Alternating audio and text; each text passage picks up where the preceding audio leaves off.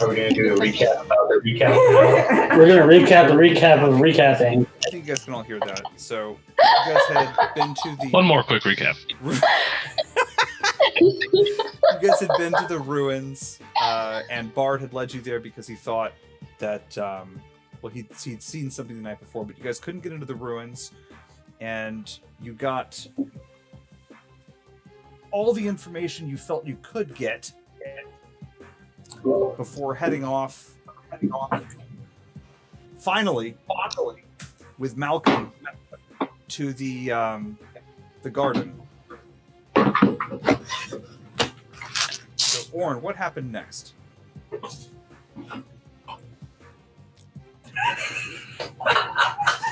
I was not prepared. What happened next?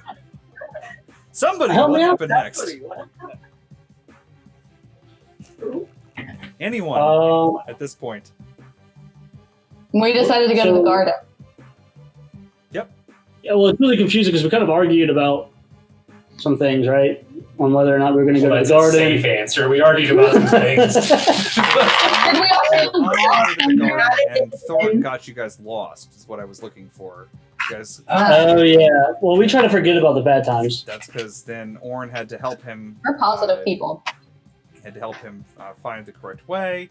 Once you guys Did had I found the actually correct help way, him, though? you did, and No, we didn't. Like, you live underground. That was, I'm a it was dragon. around the time that Orin had helped Thoric find where he was headed on the map. That where he was headed. That Gary pulled out his map and said, "Oh yeah, by the way, I have a map." Oh, yeah, that That happened. jackass of a move right there. Yeah, it's the desert.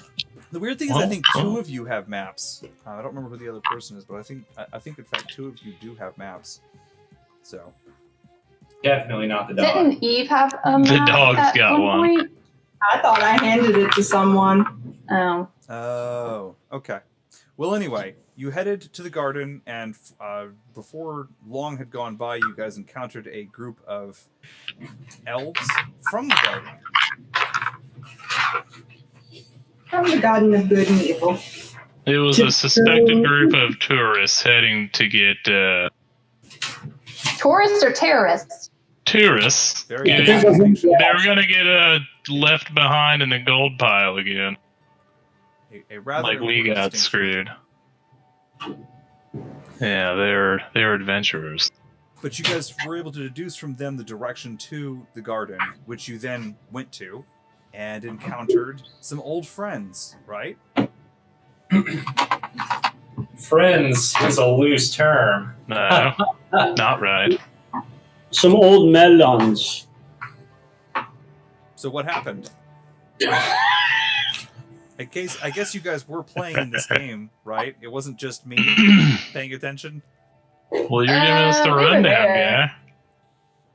guy. We went into the city and Seeing the lion. odor. Well, And we convinced our way to the Yep. to get to the lady. Yep, Mel was able to convince them that you guys shouldn't be treated differently. Should be treated differently from the last time you were there when you ransacked half the place.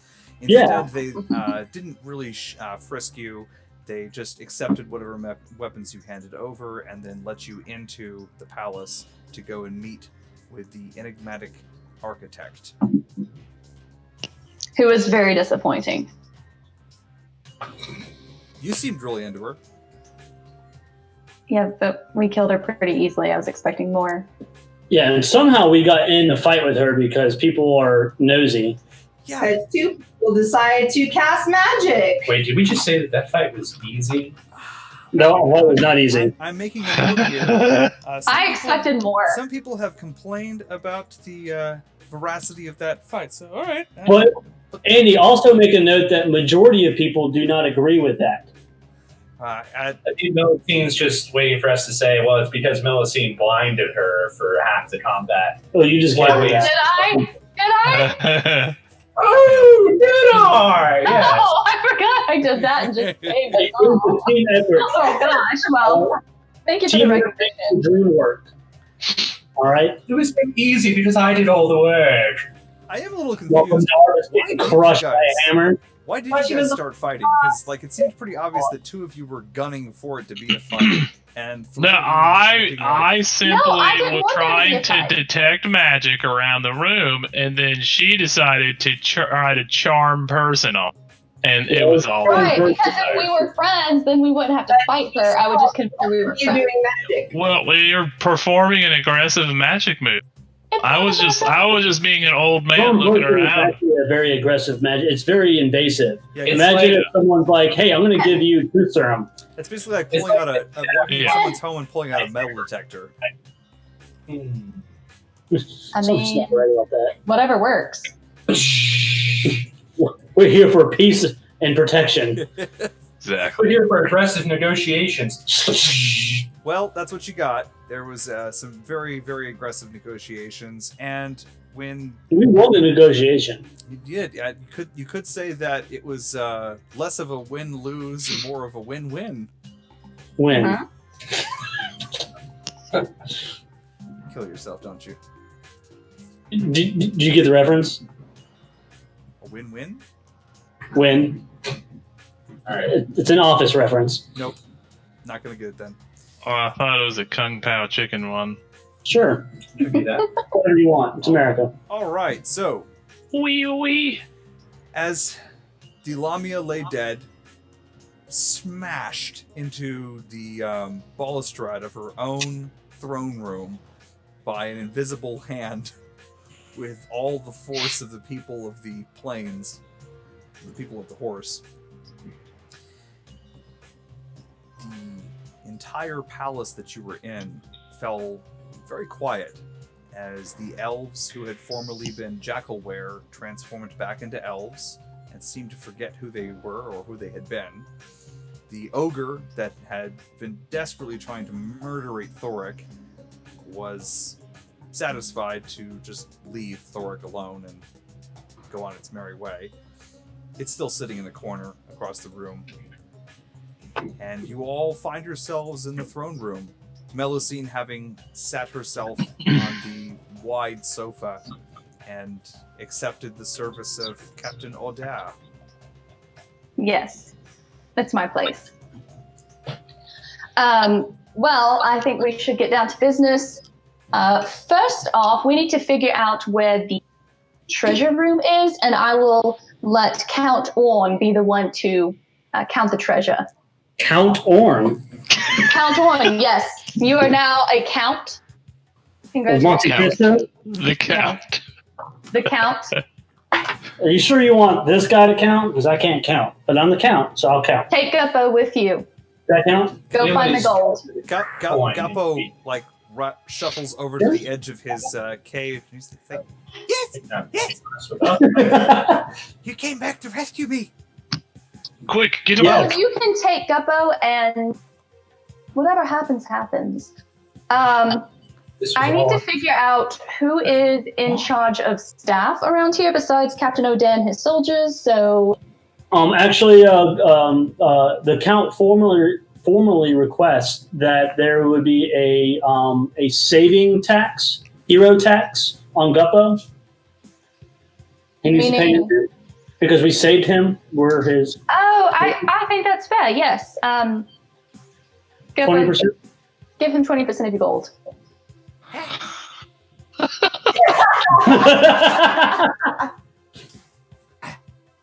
Or in lieu of gold, we take your other arm.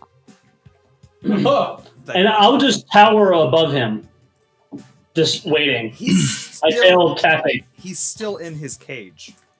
He's like holding onto the. And there he shall remain. Like looks at the gold and like, looks at his arm. Is there a way to open up the cage, or do I need a key? It has a brass lock on it. We should probably search the bodies.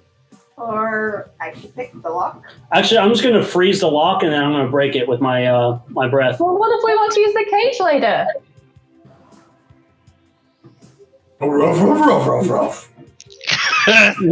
No one asked you. Pipe down. I think it should be a new rule of this garden palace, whatever we decide to call this fortress. I don't think pets should be indoors. So maybe the dog needs to go outside where a dog. So I'll look for a key then. All right. I just give an evil. Do I need a roll for that? Investigation or perception? I guess I'm just chopped liver because I said I could try and pick the lock. We need a key though. No, you can try. She can try picking the lock. Well, while she's doing that, I'm going to look for a key. All right. But I need to pull it up. That's going to be your sleight of hand check. While she's doing that, can I Roll an investigate check, Warren. Or take 10 modified? I want to go check out the bottle lady, Rishabet. Hold on 1 second. So, Eve, what'd you roll? 15. 15? That is more than enough. You easily, with your lock-picking tools, snap the lock open, and Guppo reaches into his bag. He pulls out a handful of coins, and lets a few of them fall back in. He hands you 3 gold coins. That doesn't And include... turn your volume up per Amanda.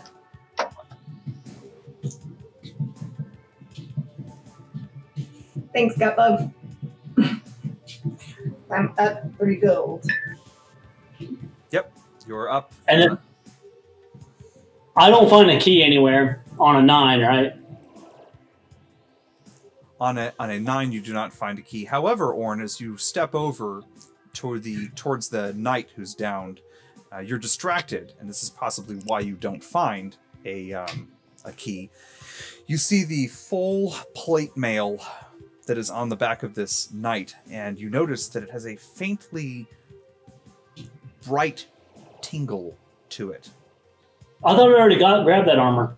It's still on him. You haven't taken time to get him out of it. It's going to take a good 10 minutes to get him out of the suit of armor. Oh, well, yeah, forget Guppo and all that stuff. I'm pulling his armor off. Okay, so you're doing that, and you're going to be examining the mall. I'll get back to you in a second. Bard, what are you doing? Let's see. Guppo smells bad, so I'm thinking about going over to smell him. I'm going to go, I guess, up the stairs. I'm going to go up the stairs and see what's up there, what's down the hall. Okay. What was, yeah. And for those of you who don't know, he's a dog. Wait, didn't know, what's her face? Did she die up there? Yeah, she's up the stairs. Oh, I thought she fell to the ground. Her corpse. So Reshabet, the upstairs balcony is sort of like a half circle. She died upstairs. And she was on part of that half circle when a giant ethereal fist appeared above her and smashed her into the cobbles so hard that it busted 3 of the columns on that side of the room. Gotcha. Yeah, I'm gonna go check out her little squished mark on the floor. Okay. I want to pet her paw. Smell her. All right, Bard, you head up those stairs, and the 4 elves that were up here have sort of shied away from going near her body, which is broken and bloodied and smashed into the floor as if it had fallen from several stories. And as you approach her, you can see that she holds in her left hand, sort of in a backwards grip, she holds a very long dagger in broken fingers. This dagger looks exceptionally long. It's almost long enough to where you would consider it to be a short sword. She also has a strange... The dagger also is in excellent condition. Doesn't appear to be broken or smashed at all, even though it's clearly embedded into the ceramic floor. Gotcha. At her waist, a brass chain is coiled, and she has a little device, little circular device that is attached to that chain. What's the device attached to her chain? As you smell it, faint hints of various odors come to you. Very strong odors. Looks like a censer, like something a holy person would swing. You would put incense inside. You've probably seen one of those. Gotcha. Some kind of like religious artifact of some sort. Looks like that. Yeah. All right, I'm gonna grab the little dagger in my teeth. Okay. and I'm gonna go carry it downstairs and take it over to Orn. Andy, they're saying that you need to turn your volume up a little bit more. I can't go much higher. Maybe I can. Take it back. Maybe I can take it back. There we go. There, that should be a good bit louder. There we go. There, that should be a good bit louder. How does that sound? How does that sound? Sounds good. Okay. My main concern was that I didn't want to be louder than you guys, so I think last time I did come through a little bit louder than you guys, so I remember turning that down between the streams. Will you bring it over to me? I brought you this long dagger that she had. I'll pick up the dagger. Drop it on your feet, yeah.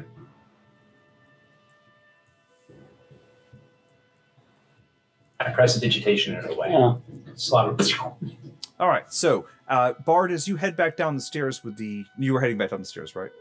Yeah, I was going to take it over to Orn. As you head back down the stairs with the dagger in your teeth, Melusine, from your reclining, I say that you're basically like having to like almost climb all the way back up on this sofa in order to reach the back of it. It was wide enough for a Lamia to lay on.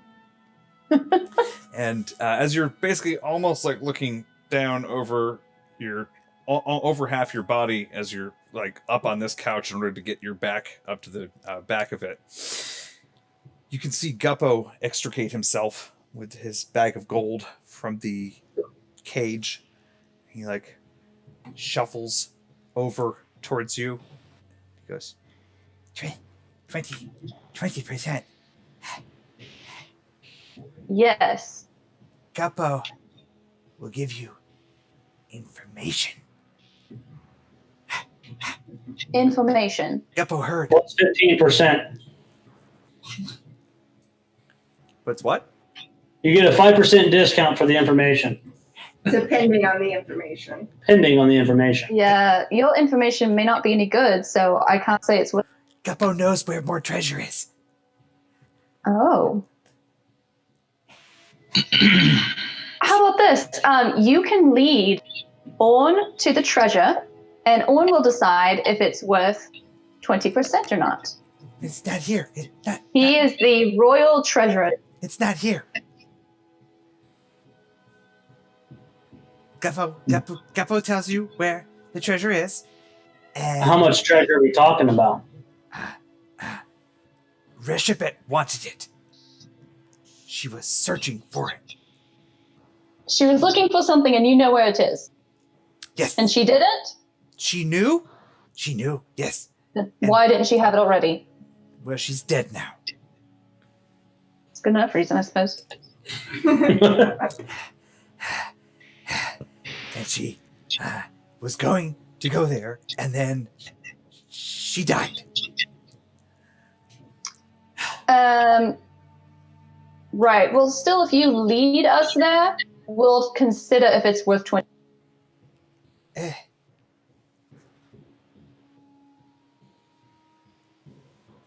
He like looks. You may even get to keep your arm. Looks at his bag of gold. Looks at his bag. Looks at his arm. He's like, If there's more treasure there, then you can just get more treasure. I don't understand. okay. It wasn't that easy. Did she happen to say anything that you overheard?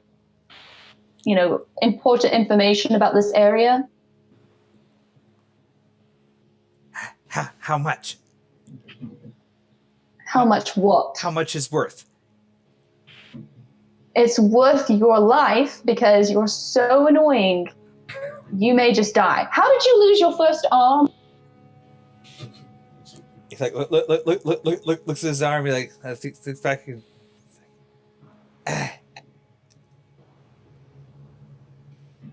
bad deal. Right. Well, this is going to be another bad deal if you don't cooperate. Guppo heard that Reshibet was looking for books. Oh. Wanted Okay. knowledge. Had a library upstairs. Oh, all right. I like libraries. I want to go upstairs. I'm gonna fly, because that's my thing. But Capo did not see it. All right, Eve. I want to go upstairs too. As you fly upstairs, and as Melusine flies after you, I can fly? Yay! run after her. So, Eve, I'll briefly describe what you see upstairs as you search for the library. You are unable to find anyone who acts like they know the place. Everyone that you pass, every elf, every male and female that you pass, even the children, have this strange, wide-eyed, walking through a dream expression on their faces. And as you head up the stairs, you arrive. You pass Reshabet's body, and you arrive in a series of living quarters. It's two wings that go off, one towards the left, one towards the right. Everyone got the pictures I sent out for what the area looks like, right? Probably. They're in the Discord.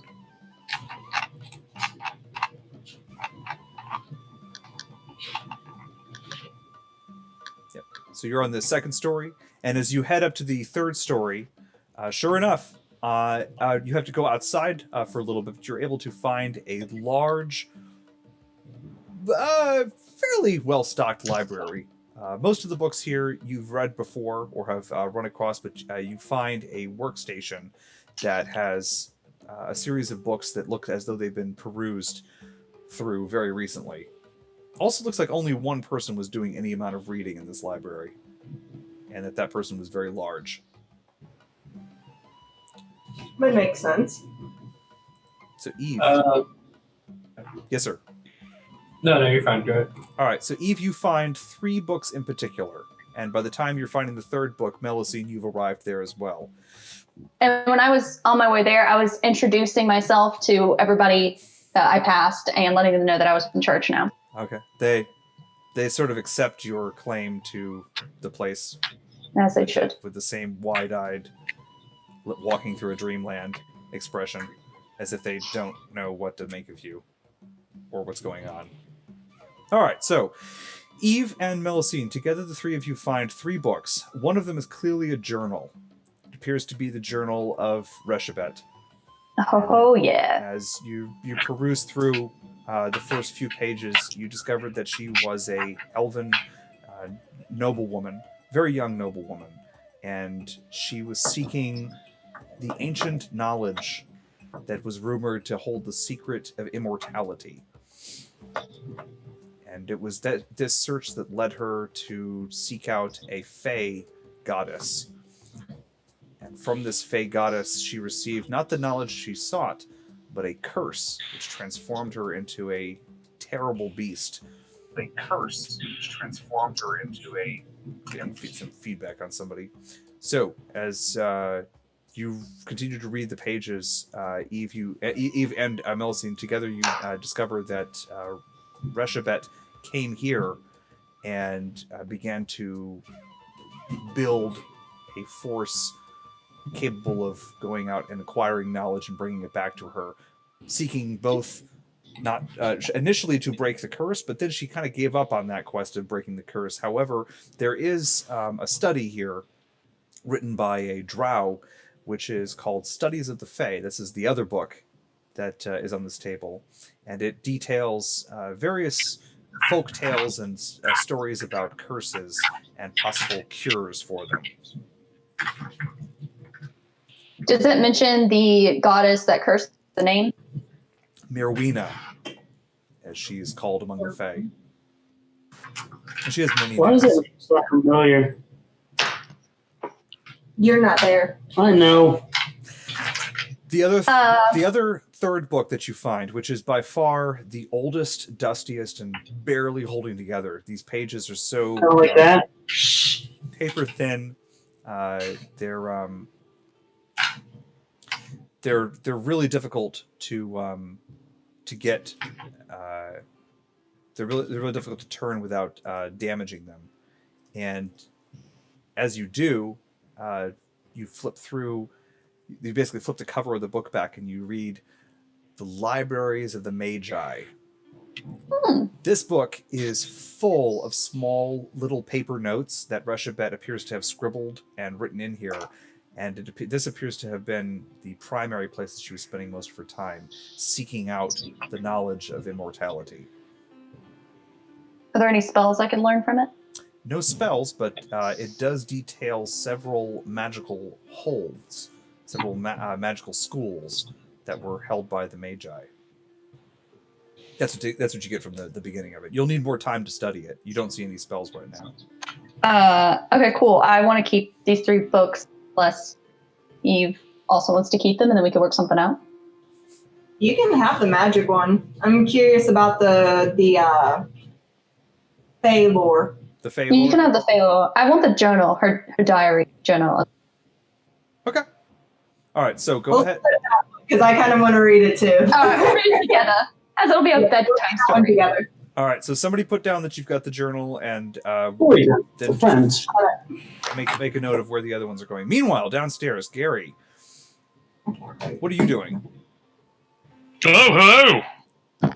Gary would have gone upstairs by now and would have already cut the head off her and added her skull to his collection. All right, you have a beautiful elven woman's head that it's pretty crumbly inside the meat sack around it.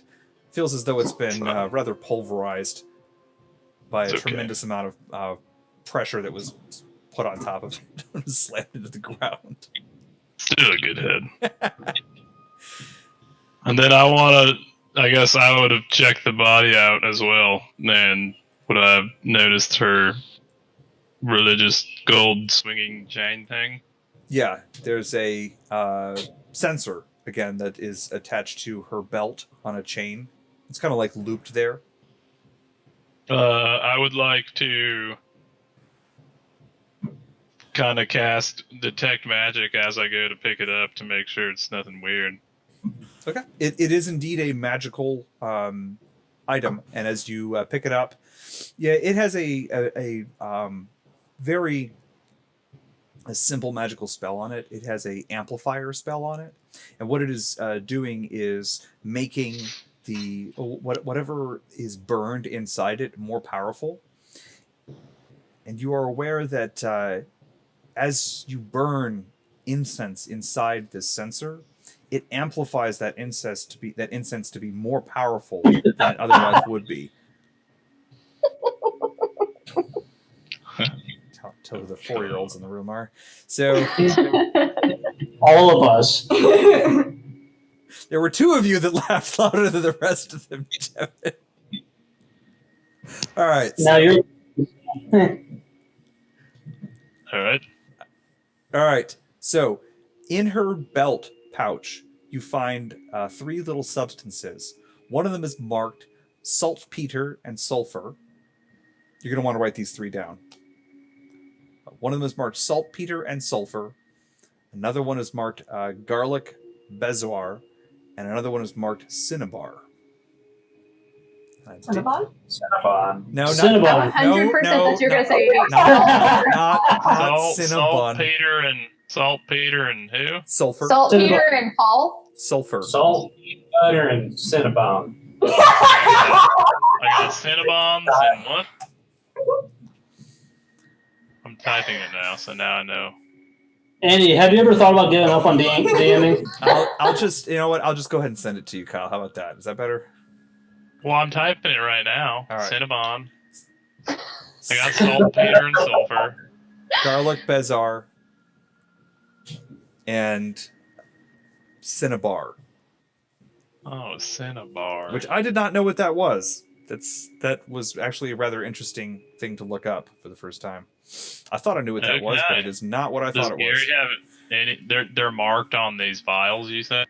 They are in a little pouch. They're some very, very strong smelling incense. Strong smelling incense inside these little pouches here. And as you open them up, you see that there are little instructions on the side of the pouches. The saltpeter and sulfur If burned, creatures within 10 feet of the bearer gain resistance to evil, but are sickened. What happens when you're sickened? You have disadvantage on. I think you can move. Got the Rona. You Yeah, have half movement. God. and- I'll I get looked with it you up, but I after. also- I'll get with you offline to get the All right. descriptions. Fair of enough. what All right, they so do. Gary's going through Reshabet's pouch. Bard, where did you take that dagger? So I guess I took it over to Orn, but yeah, I probably should have given it to Eve, but I'll let them figure that out. Okay. As soon as Millicene gets up and runs upstairs, I'm going to jump on her little podium couch thing and turn around and look across the room and just go like,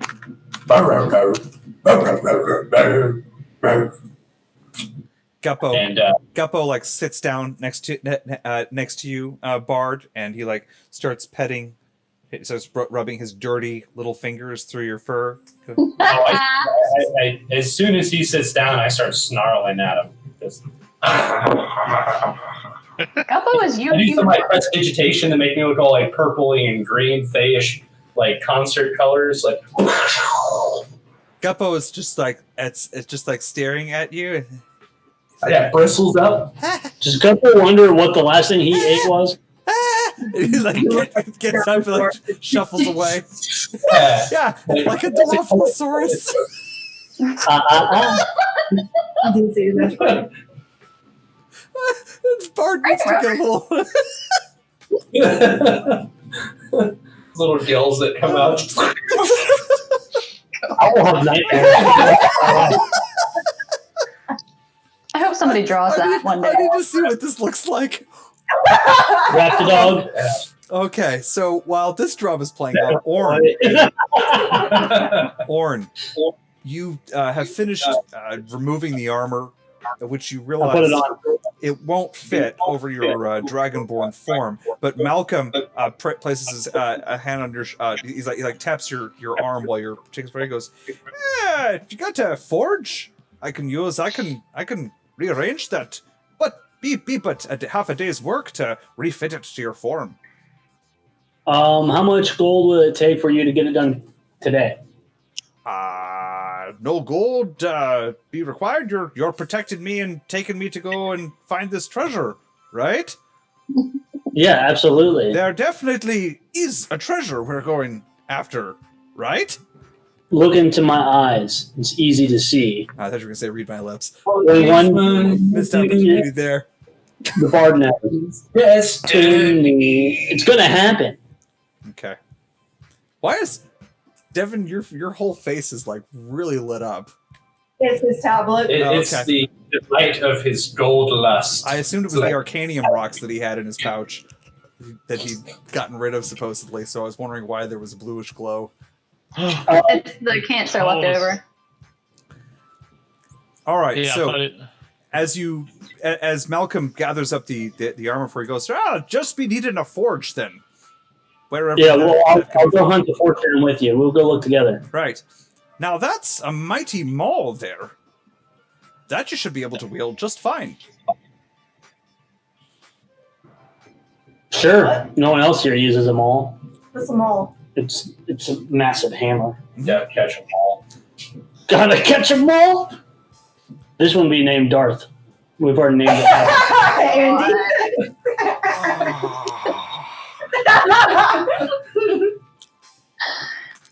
Or this one could be made of Georgia. Mall of Georgia. Shut up. God. All of you have advantage on Orn if you. Does Orn have advantage on Orn? Yes, You have yes he does. disadvantage. Yes he does. He has his advantage on all attacks on Orn. Oh, what was that Jim Carrey film that he beat himself up? Was it Liar Liar? Yeah. Yeah. So I'm going to go ahead and we'll try doing this because I couldn't really figure out a good way while we're not meeting in person because normally I write these things out and I like to. Ninja notes. It's funny, I actually bought like special ninja notes to hand you guys and then everything fun started. So I'm a samurai, so I find that highly offensive. There's. You're barely a samurai. All right. That is for.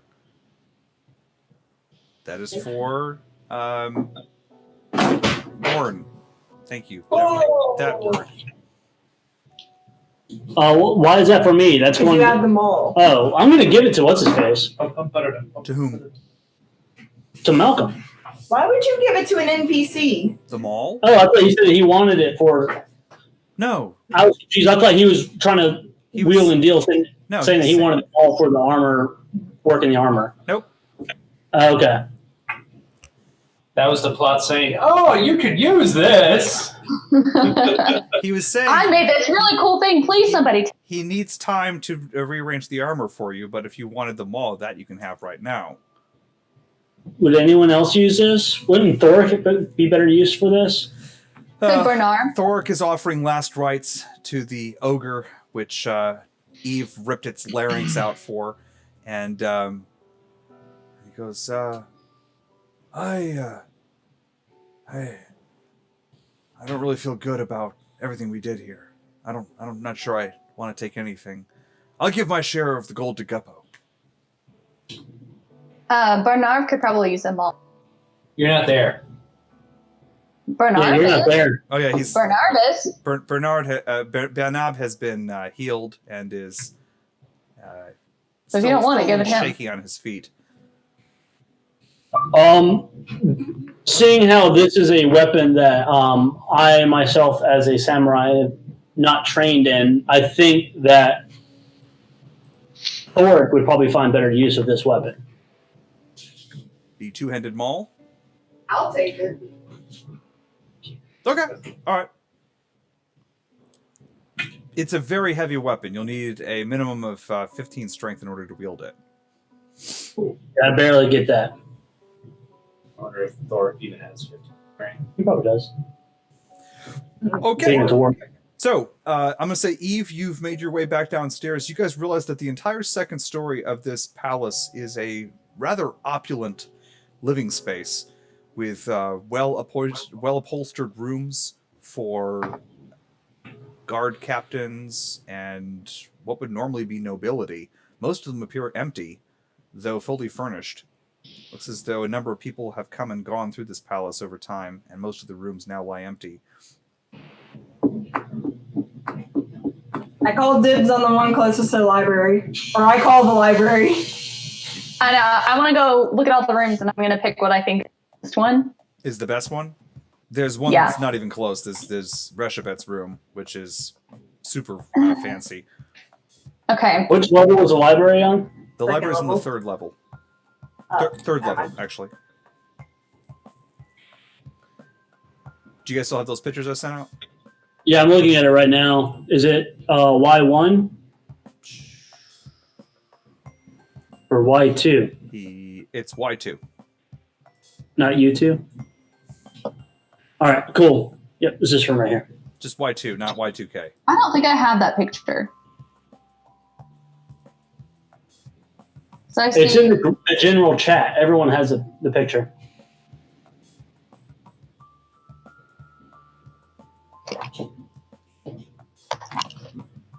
And I'm going to put this up so that everyone can see it. I have a way to do that.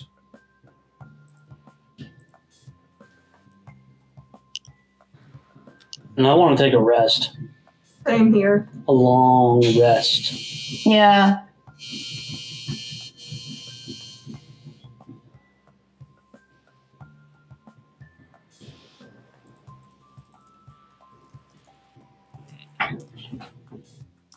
I guess you don't ever really have to take a bath, do you? Nope. You can just press the digitation yourself. Press the digitize. I take voluntary baths, especially in holy water? Oasis water. All right, so Gary, what are you doing right now? I feel like I left you on Gary's something. gonna make his way over to those.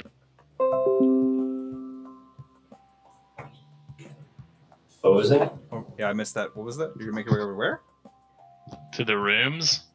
Ah. He's upstairs checking out the Smash lady, and he's not too far based on this map from the room. Like down the hallway? Copy. Towards Tango? I mean, yeah, that direction. I guess more towards the W's, maybe, but yeah. The whiskeys? The whiskey. Whiskey 1 or whiskey 2, whiskey 3? Anyone I stumble upon in there. Very specific. He's Probably just start stumbling in all the rooms, checking the place out. What's her face? Yeah, you should go take whiskey 6 for you and Cyclops. I already claimed that one. That's Russia Bets. Well, whiskey 2 might work then. It's a double bet. Yeah, whiskey 2. Never heard you claim nothing. You should have been up here the whole time. I'm already in this room. Oh, I claim the you're vault. in the library. I claim the library. I think he has dementia. We're all together now, apparently? I thought it was just me upstairs stumbling around into the I room. think you're all on the second level looking for rooms right now.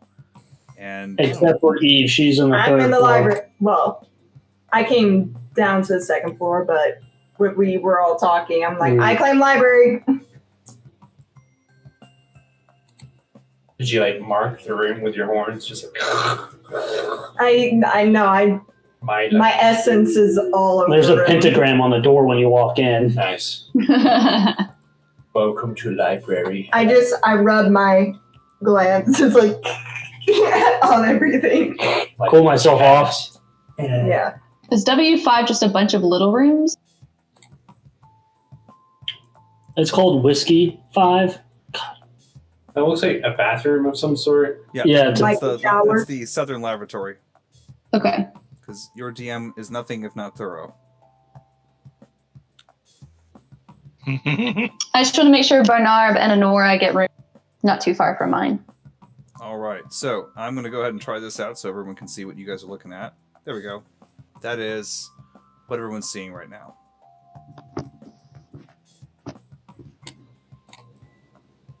Nice.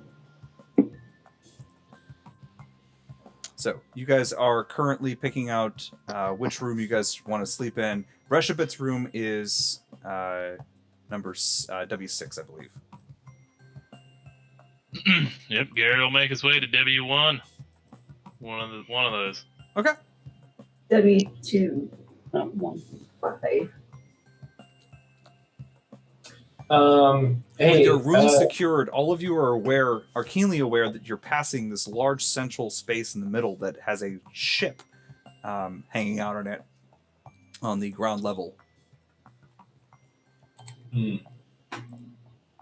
Well, we still don't know what the whole ship does. Maybe we can ask. Fly down to it. I say we should just get rid of it because it can't be anything good.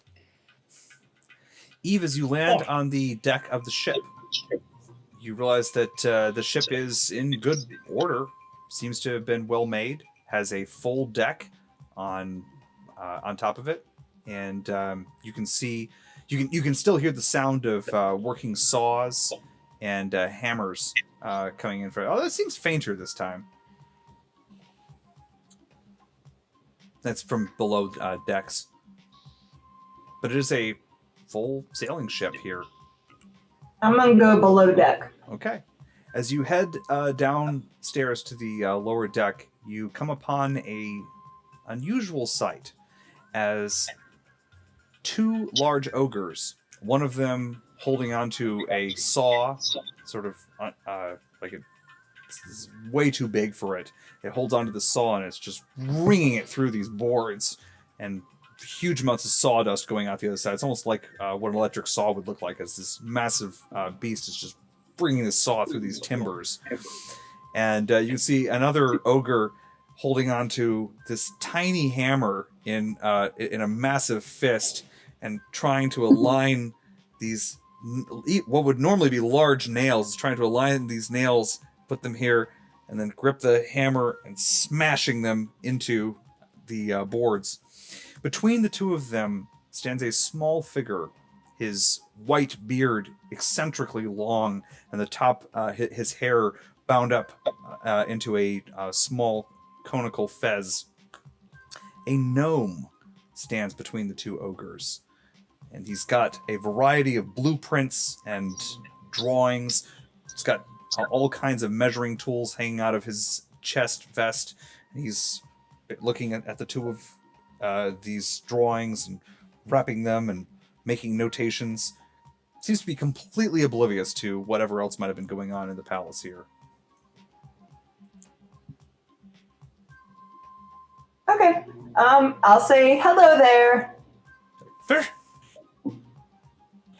Who are ye? Who are you?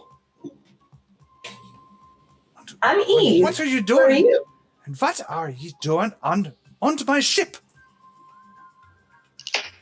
Well, it's kind of a long story, but How did you get in here?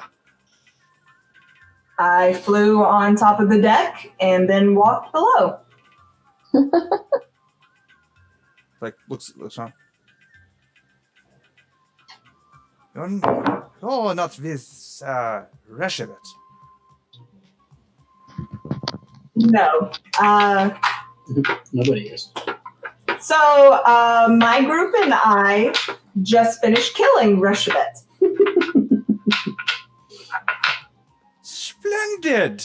He walks over, holds his hand and goes, Werner von Gnome.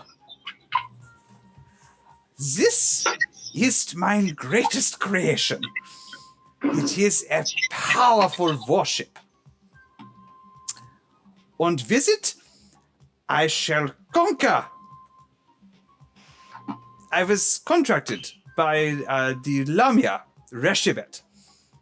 And where she was wiping the minds of her other servants, she could not wipe my mind. No, too powerful. Good. So you can tell us some things about this place. Yes. And if I am to assist you, perhaps you can assist me and the completion of this, my greatest creation.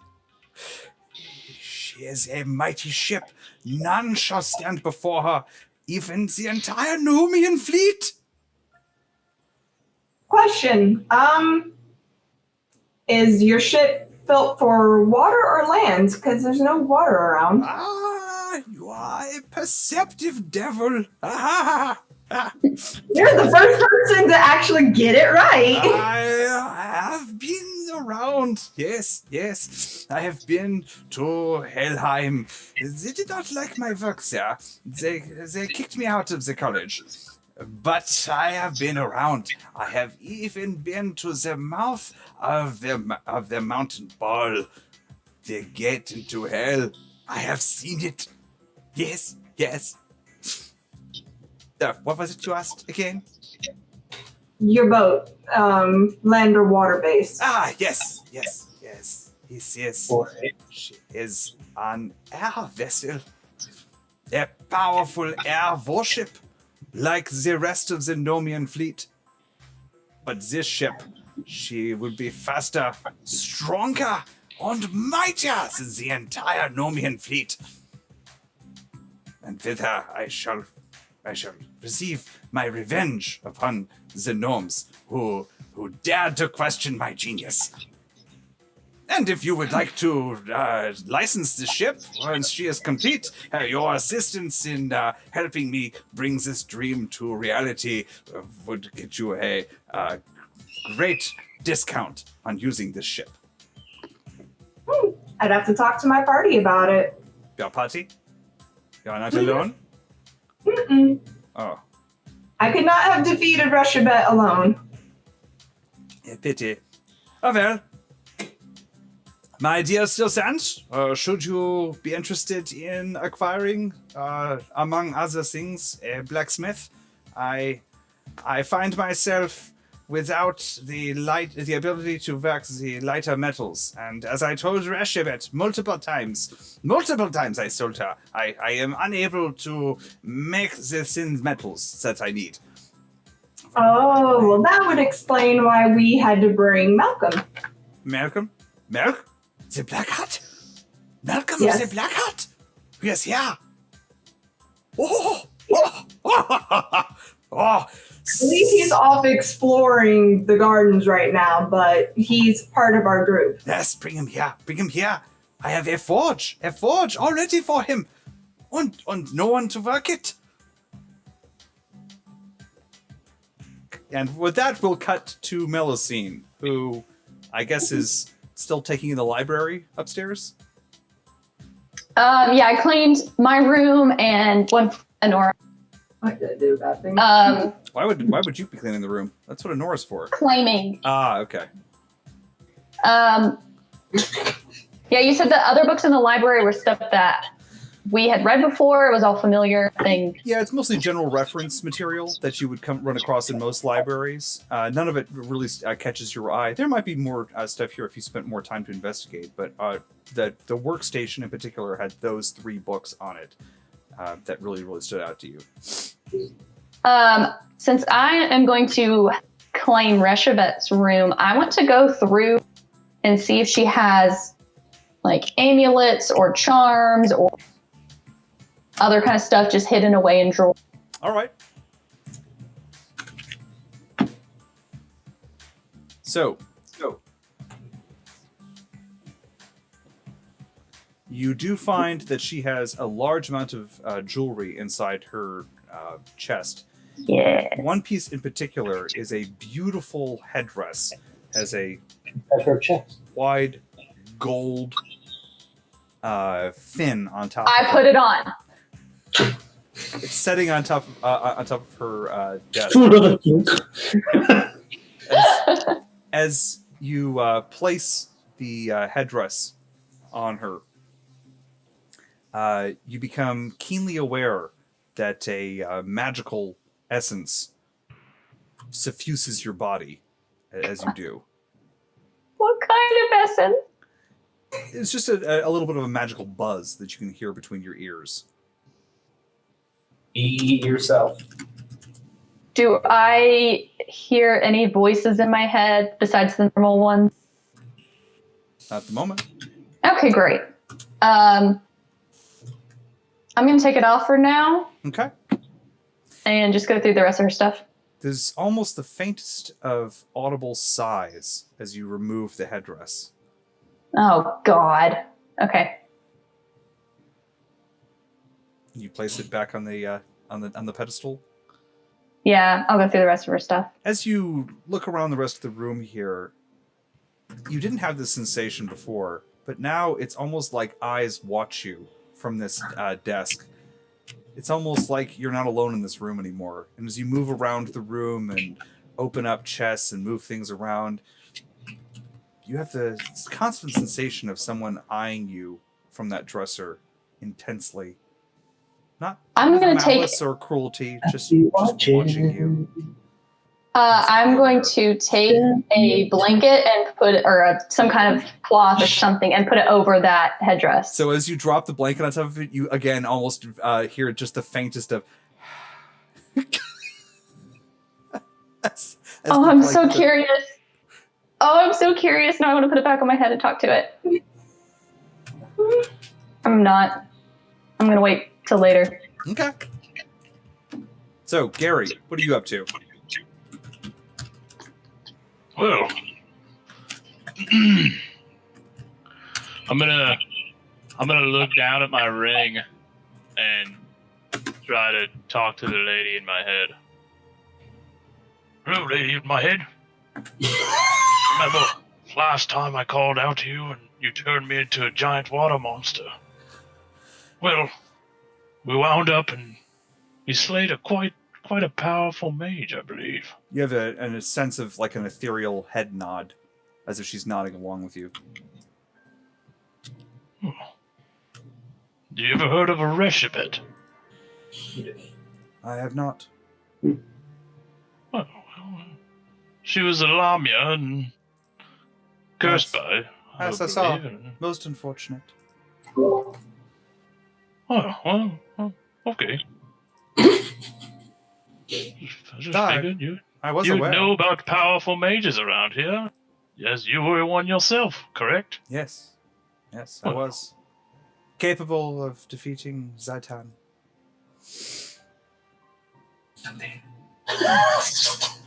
Okay. Did you have a question, Gary? Yes, I was wondering if maybe there was anything she could have done for you, or maybe she was against you or something. Then Reshivet. yes, Against I'm me? Reshivet. But I don't know. I have been buried for many hundreds of your years. Well, you seem to talk to me, so I don't know if you could talk to others. I could, if you would allow them to wear this ring, but I would not recommend that. You have already made some of your party aware of me, and now that they are, they may seek to take me from you, or worse, encourage you to leave me behind. Well, what if I choose to help you out? You have followed my guidance thus far, and I have aided you in recovering your party. I hope I have proved my intentions to be pure. Oh, of course. You're a great friend. Ally. We are allies. Right, okay. You got it. Ally. Well, We should never let I him do guess this. there's nothing you're needing in this beautiful garden, magical place. no, but it does I'll let you appear to go. be a safe place for you to stretch out and strike out and adventure from a place of safety. It is good to have a place of shelter. Now, instead of running wild across the land and seeking a place of security, you can return back here. Here, here. Well, that's what I'll do. That is wise, Gary. If you have other questions, you have but to ask. Nope. But then I shall I'm return. gonna make my way downstairs then and check out the boat. Shut up. I'm gonna shot you in the throat. For some reason, the entire 3 stories of the area that Orin is in just caves in. It wasn't Warren! You keep Your mixing us up. recency's too up. You guys have been together too long. I need you guys to split up like rapidly. It's this is my mind is yes. We are split up. We broke up ages ago. I need more distance. Make it awkward. You need more distance. Devin. All right, boys and girls, ladies and gentlemen, I think this is actually an excellent spot to take a break here. We're going to go ahead and go to our intermission, and we will return at we will return at why can't I talk? We will we'll return at 8:45. So thank you guys for joining us. We will be back here at 8:45. Bard, I think you were the last person that I left off on after getting with Gary. What are you up to? Can I make my way back to the... do I remember how to get to the dais where we saw all those musicians? Yeah, you were on the couch. Oh, that one. No, yes, the audience room. Yes, that's on the other side of the palace from you. I guess I'm going to just start wandering over there. Just kind of searching all the corners of the building. Be comfortable in the space. All right. Well, as you head back over to the dais chamber, you enter it, and sure enough, it has that strange, very heavy scent to it that hits you as soon as you walk into this long room. And at the far end of the room, which is open, again on one side, at the far end of the room, you can see that there are a number of very scantily clad elves in various states of repose, playing musical instruments. These people don't seem to have woken up or anything. They look like they were doing the same thing they were doing the last time you were here. So they still look like they're under the influence? Yep. They're up on this dais. A couple of them look up and go, "Hey, man." He said, "Dog." I blew you off the dais the last time I was here. What's up, guys? I bet you did. Couple of them have like arms and casts and whatnot. Yeah. The dais is a good 30 feet in the air. from you.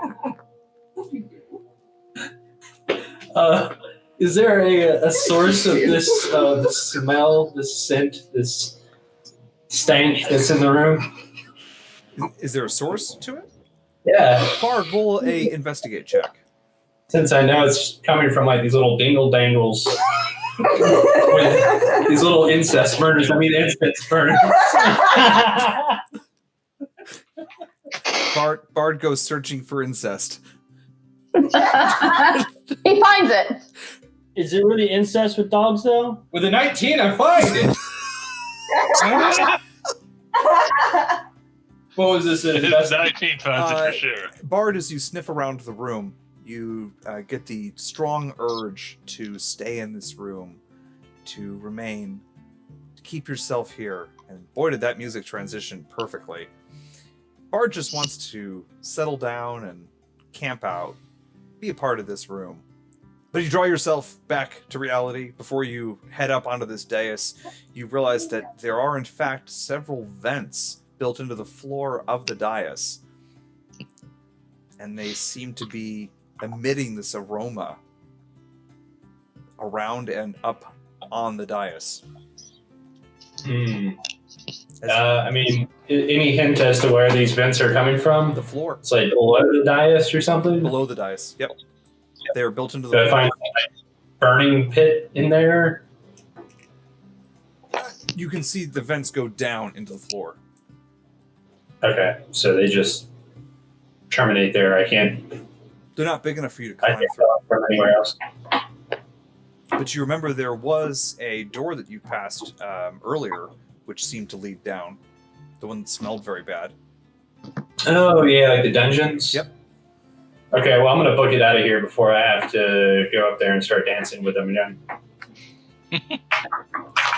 Didn't end badly for you last time. What are you worried about? That's true. Second It was a time, pretty good time second time's a until charm. I sneezed and blew everybody off the balcony. Yep. All right, so I'll head for that door then. All right. So, Bard, you arrive at the very poorly smelling door to the dungeon here, which you're fairly certain smells just like a dungeon would smell. Does it have like a doorknob? It does. I'm going to try and paw at it. Or if there's a guard nearby, I'm going to whimper at the door, look up at him all sad like. One of the confused elven guards will like wander over to the door and you like turn the doorknob and open it for you. I look at him and I say, thanks. And I go in. He just stands there looking down.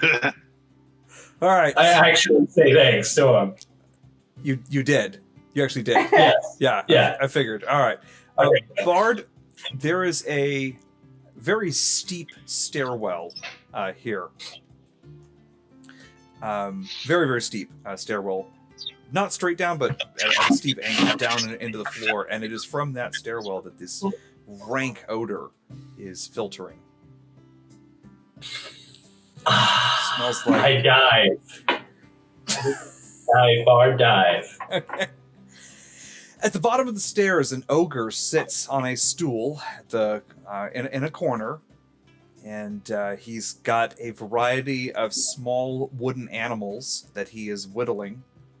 And as you come down the stairs, he like, and he like goes back to his whittling. Do I see any incense burning anywhere? There is a tunnel. No, there's a tunnel directly to your left that opens into a series of cells. And you can see that there are a couple of elves sitting inside the cells here. Okay, well, I just pass the ogre and go towards the cells then. Okay. As at the end of the cells, you see a door. A couple of the elves like stare at you. They had the not quite blank expression, just malnourished and poorly treated. This is a random dog down here. I give him like a little... So... And I go over to the door. All right. This door is locked. Pick lock. How much of a gap is there under the door? Not that much. Not enough to see the other side. There is enough to see to the other side. All right, I'm gonna get my snout like all up on that crack, and like try to get my eye down there, and then I'm going to move through. Okay. If I can. You as you reappear on the other side in a small tunnel, one that goes as you reappear on the other side, you see a long hallway, one that leads off directly to your right and one that leads off to your left. And from the left, you smell the aroma, faint traces of the familiar aroma that you smelled in the audience chamber. As you reappear on the other side, you hear exclamations from the elves that were in the cages behind you. You can hear them through the door. Nice. Cool. Did you see that? All right, I'm gonna mark this intersection and then head left. Okay. There you go. This is now your intersection. You've claimed it. It's yours. As you head left down the intersection, you arrive at a small alchemical lab. Oh, God. Don't give him drugs again. A variety of beakers and glass jars. A Same variety player. of small lamps burning, boiling away They're yellow various dust. viscous fluids. And at the far end of the room, a large still rests. And from this still, you can detect the distinct aroma of that strong odor. But you can also see that the vents from the still go up into the ceiling. Gotcha. Is there anything that I can see that might disable the still? It's got a furnace underneath it, so if you were to put There's the furnace. Okay, so it's just a regular fire underneath it? Yep.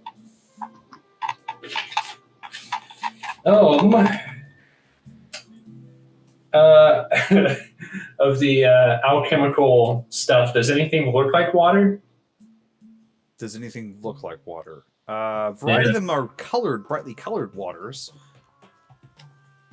Gotcha. So they don't have just any regular fresh water to mix in with their stuff? Not out. There are a few barrels on the wall. There's also a ladder at the far end of the room that goes to a hatch in the ceiling.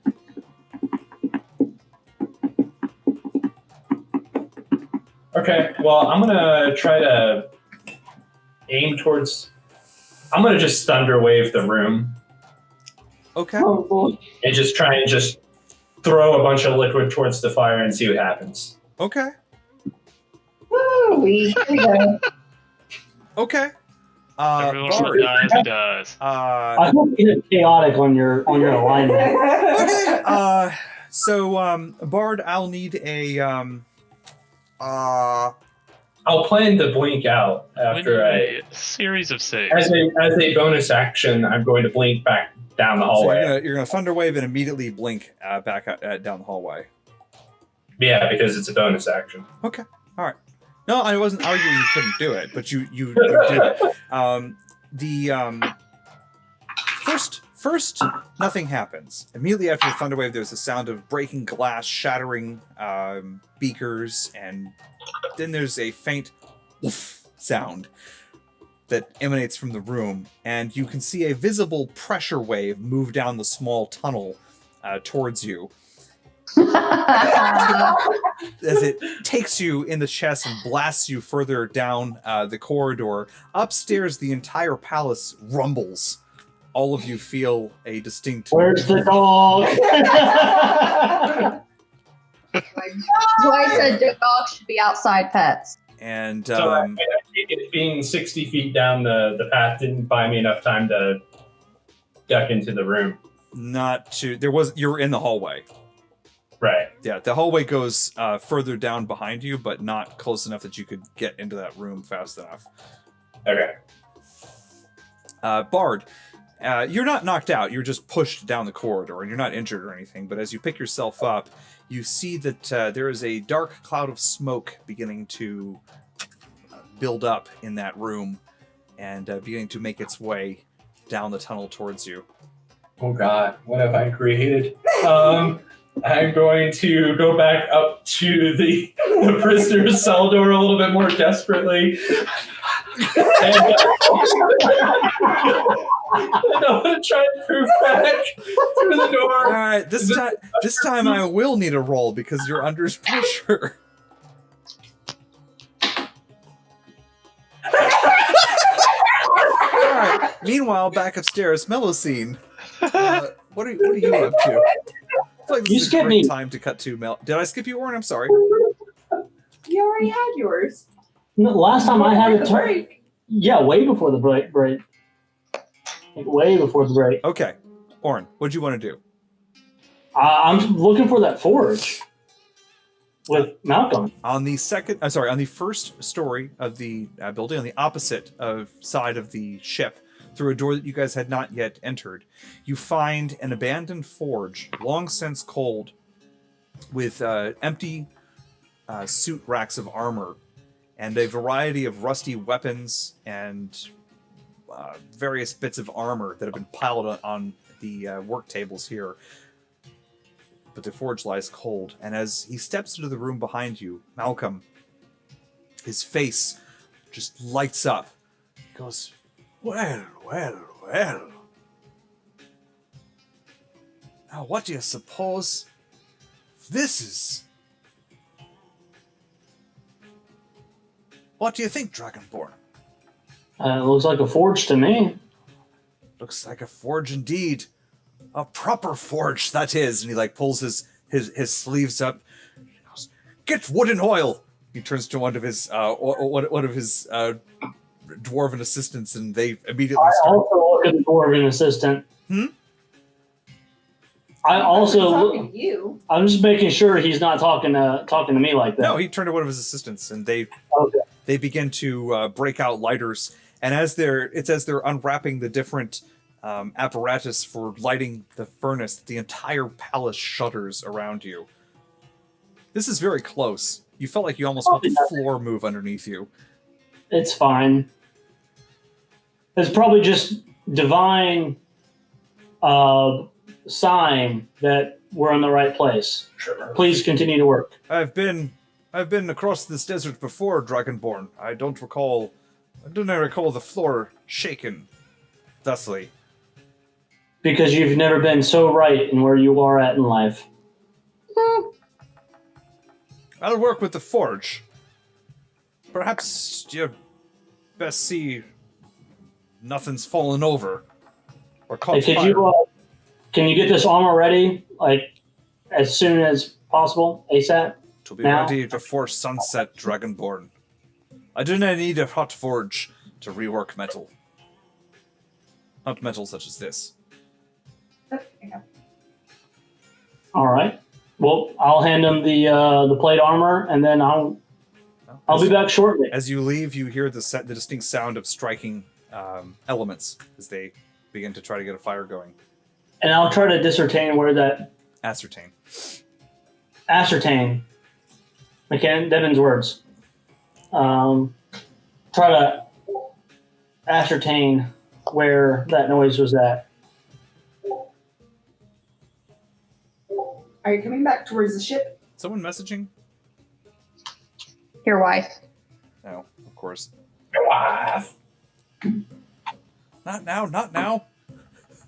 Picture of the dog. All right, so Orin, you're leaving the forge? Yes, I'm trying to go find where that noise came from. Okay. It seemed to be coming from beneath you. Well, I'll try to find a path below me. All right. Will that lead him back towards the ship? He's in the room with the ship right now. Okay, I'll come up. Can I come up and be like, "Hey, Orin"? Whoa! She's above you, poking out of the deck of the ship. What are you doing up there? I found someone. Good for you. I'm happy that you found someone. Not like that. He's a gnome, and apparently he was not under her spell. He can give all sorts of information. Please tell me, what does he know? Well, that's it, ladies and gentlemen. Thank you for joining us tonight. Yeah.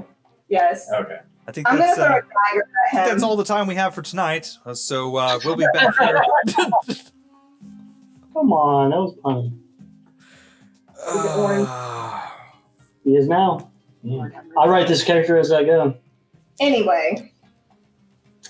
Called impromptu. All right, so the lower level, just to give you guys an idea, the lower level has a few basic areas in it that you guys would find interesting. It's got the room that Reshabet was in, her audience chamber. Then it has the other audience chamber that has the raised dais on it that has the elf orgy going on in it. Orgy, not orgy. And then it has the forge, and then in the middle of the palace it has this ship that is under construction. Does that all make sense? Yeah, I'm looking at the map right now. Okay.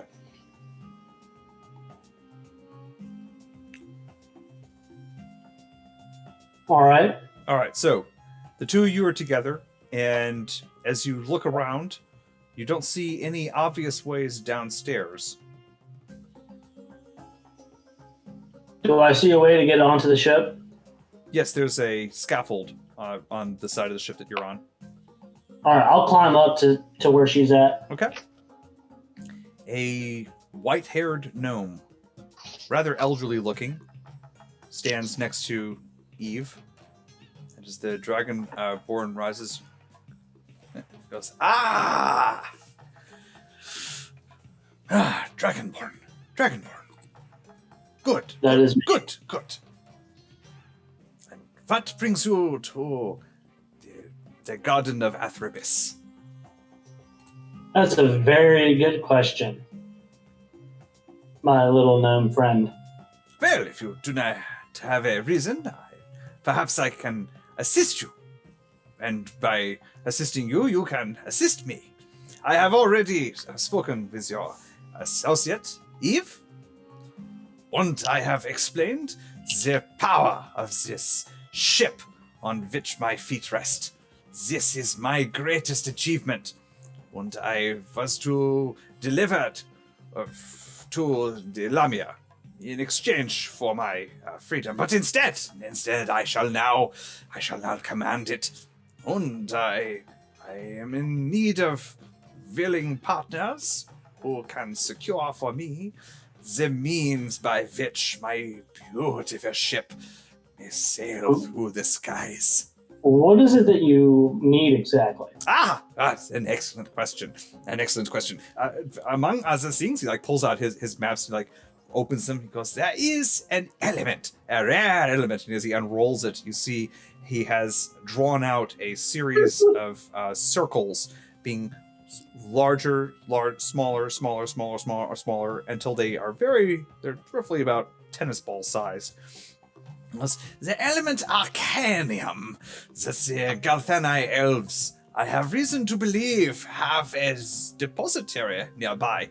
And with this powerful element, I shall construct an engine, a mighty engine, with which my beautiful ship shall sail through the What heavens. is this element? What does this element look like? Yes. Oh, it's very bright. Very bright. So bright if it hurt your eyes, were you to be looking away from it. So it's not blue? It might be blue. I have never seen it in person. It is rumored to be the tangible essence of magic. As Orange scratches his burn scales. Do I have a little bit of a dark line? Do I have a memory showing up around here somewhere? I mean, it's still there. It's permanently there. Dragons don't shed scales, so your scales are permanently darkened on your left side. I shall be named Scar. Burn. And thus the character motivation was born.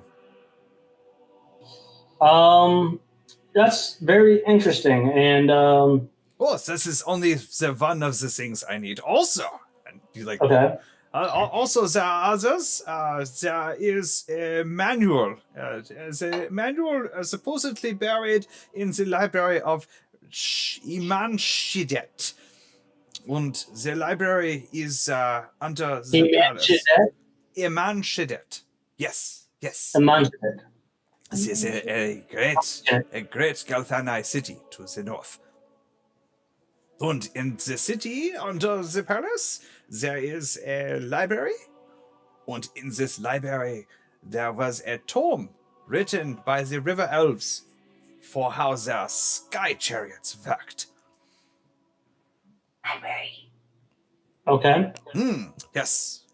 And also a small trifling trifle. I barely even think of mentioning it. But some 500 tons of mithril.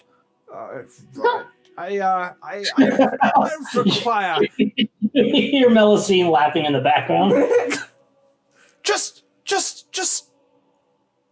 this. These things and my beautiful ship. She shall fly. If we had 500 tons of mithril, I don't think we would need a flying ship.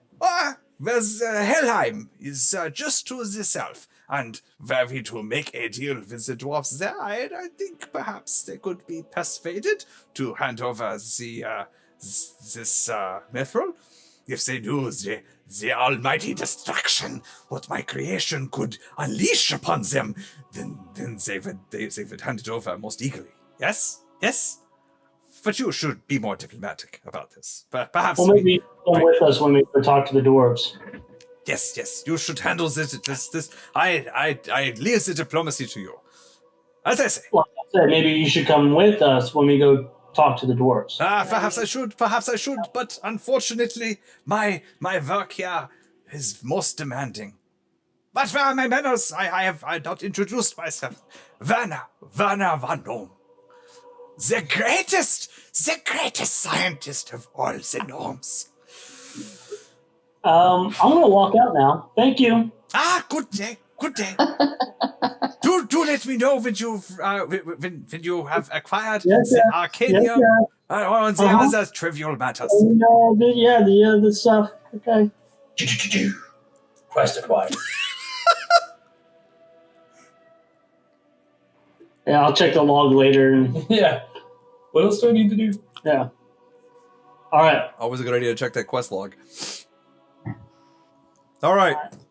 So, meanwhile, back at the ranch, Melusine, what are you up to? I went to close the door to my room. Okay. And Honora and Barnard can be in there with me. So as you close the door to your room, you try not to, but your eyes are drawn back to the comforter that rests on top of your nightstand, and on top of your dresser, and the silhouette of the shape underneath that comforter. I'll put it back on. So you step back into the room and you put it back on? Oh, yeah. I was inside the room when I was closing the door. Okay. Then you closed the door. I thought you were leaving. I'm sorry. I misunderstood. No. Gotcha. I'm closing the door so I could put the thing back on my head. Got you. And Barnard and Honora will be there in case something's down. All right. As you place it back on your head, you feel instantly better about yourself, about your decisions, a little bit more secure. Don't know why, but this gives you this beautiful headdress worked in a variety of gemstones all across its faceplate. Just gives you a sense of authority. I'm not going to say it out loud, but I'm going to think, and in my mind just say, is anybody there? Hello! Hello! As you stand there and as you look at yourself in the mirror, visions of you presiding over beautiful lands, flowing rivers, lush fields, trees bearing fruit, fill your mind. You don't know why. You feel empowered wearing this. I'm going to find an outfit that goes with the headdress. That's the logical next step. Well, I'm not taking it off. I got to find an outfit that matches it. you're in luck as you throw open the wardrobe.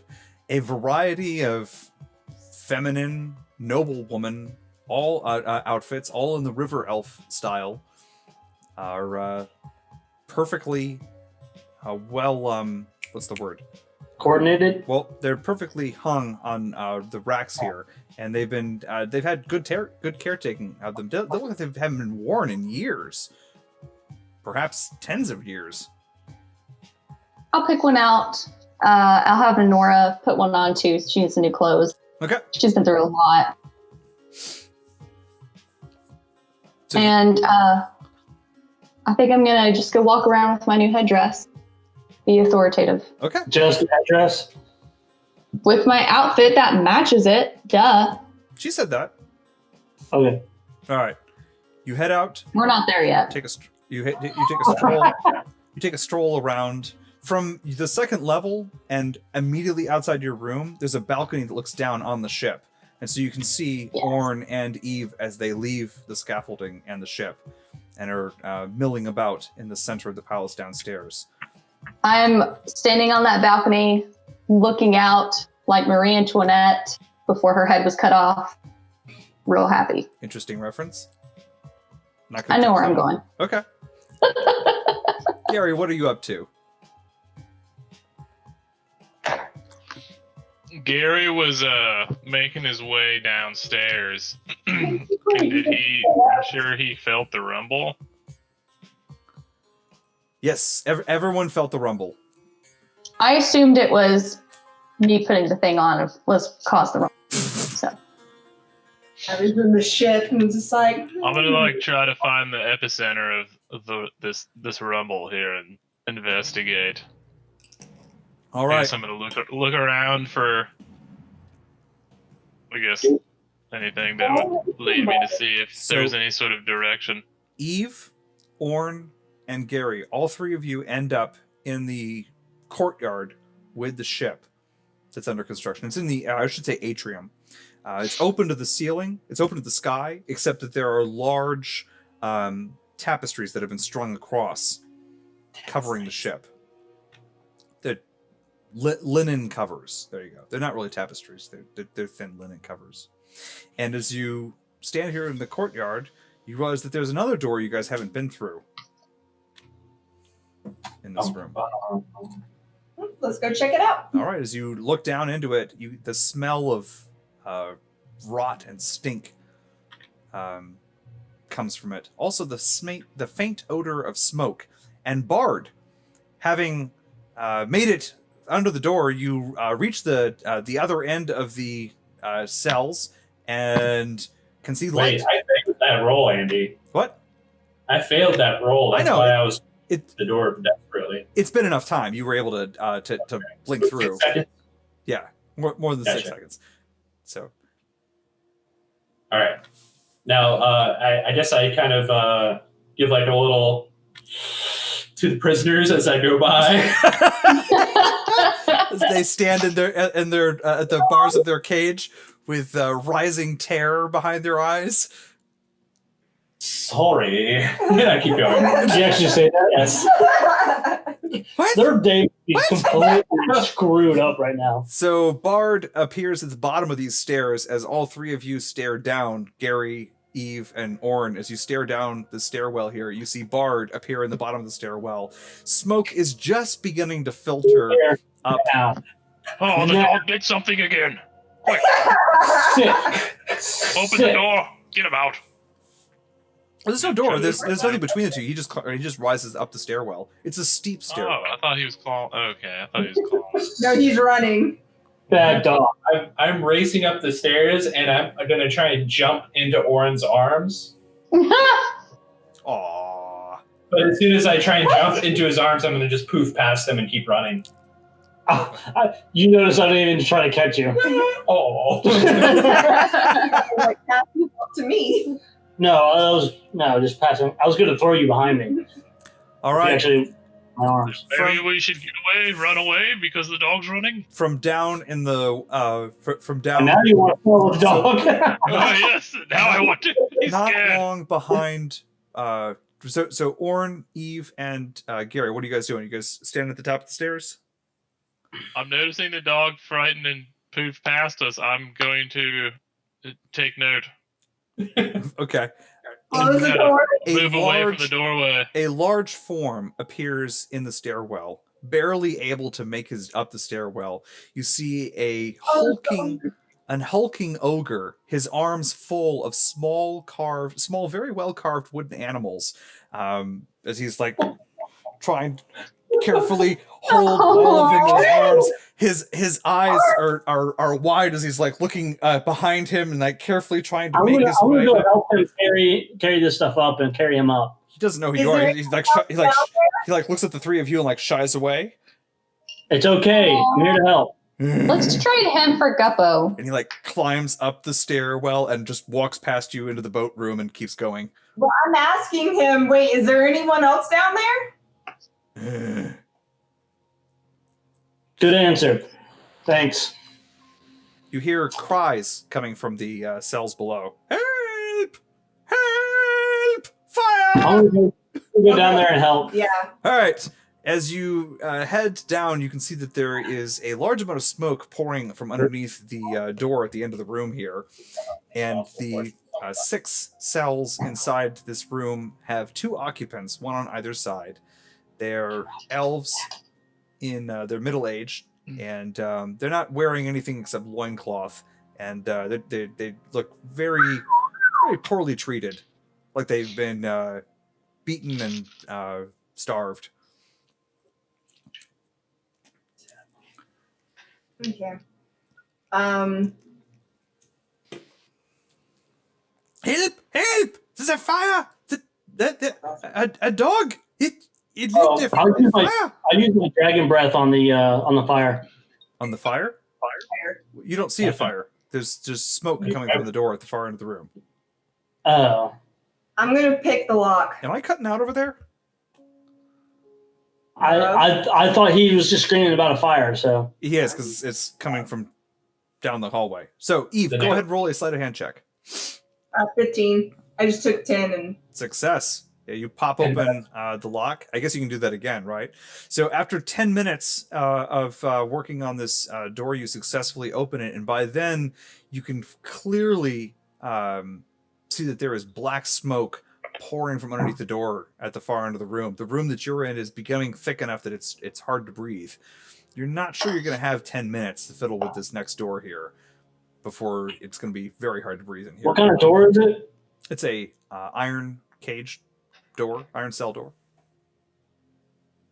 Wrought iron. There's a lock on the wrought iron door. The still mobile elf makes his way out of the door. He says, thank you, and Pat starts stumbling off down the corridor. Does an 11 pick the next lock? No, ma'am. 11 is not enough. Your fingers bunch, and as you watch, even more smoke begins to pour underneath the door here. I'm going to need a con save from Orn, Gary, and Eve. I have my samurai. Not go down there. Gary's not down there? Okay. Gary took heed of what the dog was doing and left. Andy, do I have advantage because I have my ninja mask on? Sure.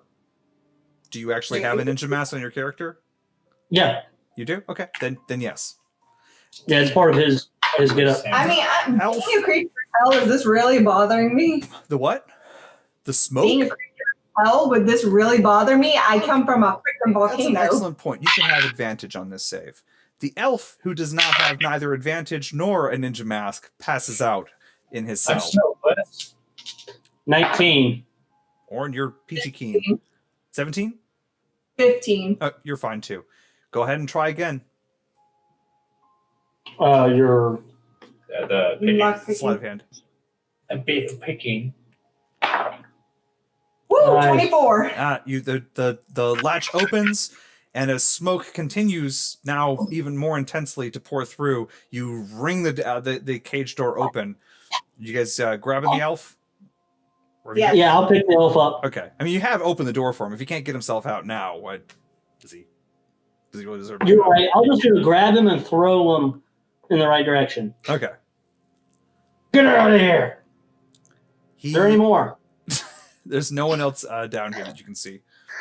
You look ridiculous. It's the fashion now. She's not wrong. All You right. look like So as you all, I'm guessing you all head back up the stairs. yeah, there's no point in investigating what's happened. Well, We'll figure it out later. Okay. As you I can't it burns down. I can't breathe this anymore. mellow scene. I am walking around like a Las Vegas showgirl singing on my head. An elderly man, a very, very elderly man, It's bedecked, just your a very elderly man bedecked in a sort of a wizard's robe, approaches you, and you think you've seen this man before. He he has kind of almost a wild-eyed expression as he approaches you, and says, "Sir, are you all the new owners? Yeah? I am.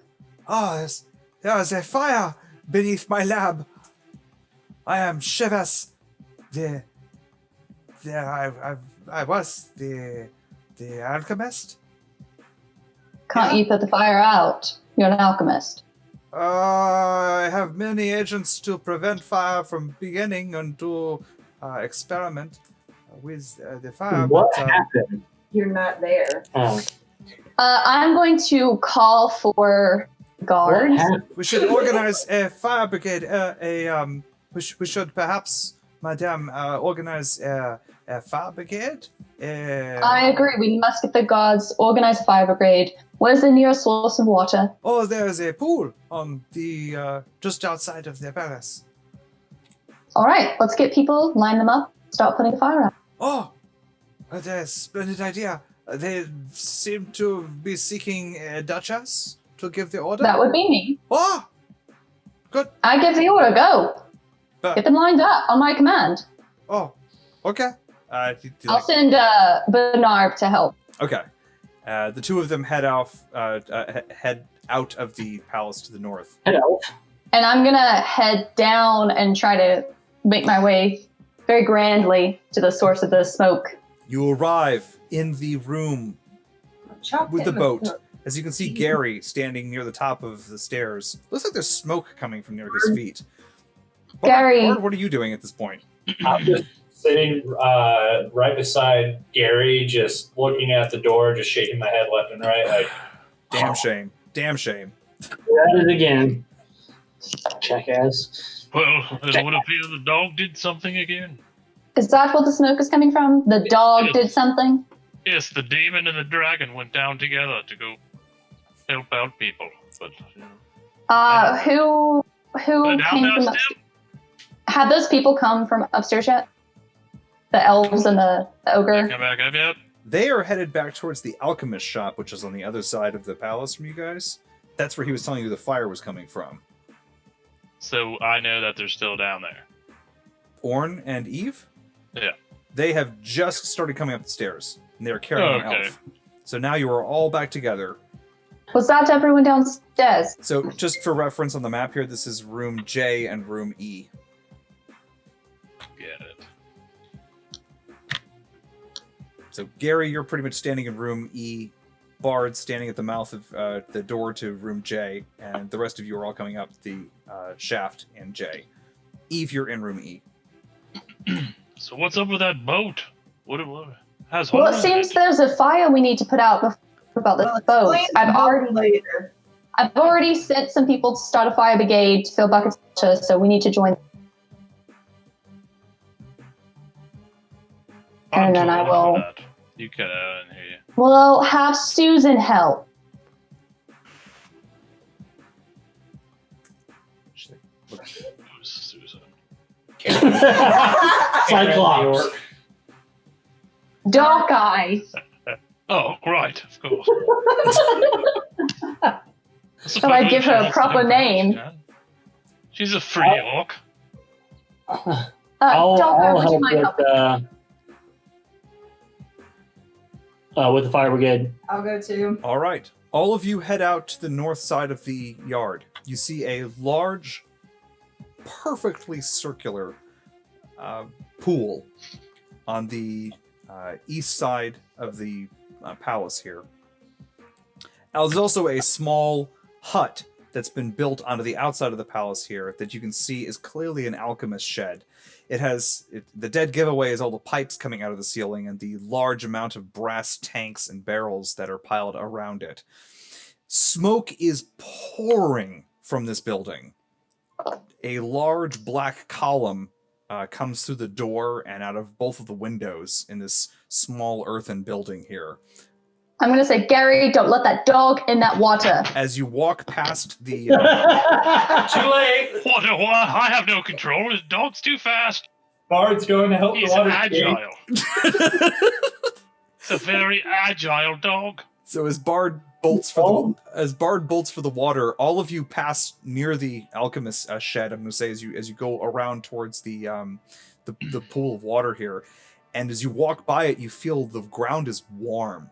The ground is radiating heat underneath you. Are we on a volcano? What you're asking? A number of elves gather around Benab as he's handing out buckets and pails around the water, and they are dunking them into this pool and beginning to form a chain gang all the way towards the alchemist shed. Not chain gang, a water brigade. Bucket. Chain gang's a prison Bucket gang. Brigade. Yeah, bucket brigade, that word. All right, so they're passing the buckets all the way towards the alchemist, and as you watch, Benab throws the hatch open underneath the alchemist, the center of the alchemist's hut. He opens a large wooden trapdoor in the floor, and flames shoot 10 feet out of this. Huge gouts of fire as they're exposed to the oxygen. Is he burned up? No, he's holding the. He's holding Oh, the okay, door. good. He's on the other side of the door. Okay. He was on top of I didn't know if he was like, nobody this way or nobody no. Instant cremation. He's We didn't have to pay for the funeral. No, his ashes.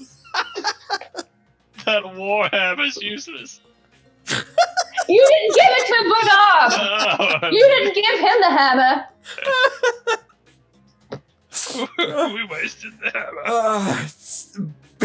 Banab, who's taking cover behind the door, tries to sneak his way out of the alchemy lab, and you can see that this Why fire thanks is so much. so bad. If you guys don't pitch in and help with the buckets, they are gonna lose control of this thing. So what are you guys all doing? I'll grab a couple of buckets, dunk them in the water, fly over, and dump them as quickly as possible. I'm gonna go to the pool and start like kicking my feet back so that the water's splashing behind me. There you go. I need Melusine. I need you to roll a persuasion check, please, Alrighty. for leadership. It's going to be your leadership check. Eve, since you're leading... Do I get advantage because I have a headdress on? Yes, you do, but it's not because of the yeah. address. Eve, 8. with advantage? Yep. All right. Great God. leadership. Although they are operating the buckets here, the elves seem poorly coordinated and confused as to what exactly they're doing. Many of them have this blank expression on their face. Eve, as you take the situation by the horns, literally, grabbing 2 buckets full of water, you lead the way towards the hut and charge fearlessly towards the flames, almost as if the heat doesn't bother you. It doesn't. I miss the heat. Would you please roll a sleight of hand check for me to perform this task, this heroic feat?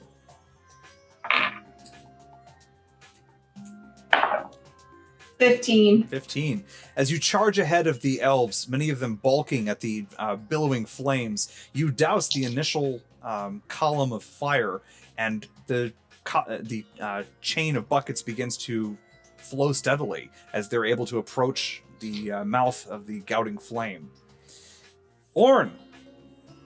I am actually seeing that Melusine is successfully failing at leadership. I hate you. I'm I'm going to help coordinate this fire brigade, hoping that my military experience would come into play here. Good. You may roll a persuasion check, or you may roll a performance, whichever you would like. Well, how come I couldn't have done performance? Do you have performance? Because I don't really think that's a leadership thing. Perhaps. Oh, that's fair. I usually try to give the real story, Melusine, is that I was trying to think of a second skill. I couldn't think of a second skill. So I mean, I did give you advantage. persuasion's better. So what I'm going to do, do I get advantage because of my leadership? You do not. Or, Melusine did because she claimed leadership of the oasis, of the garden.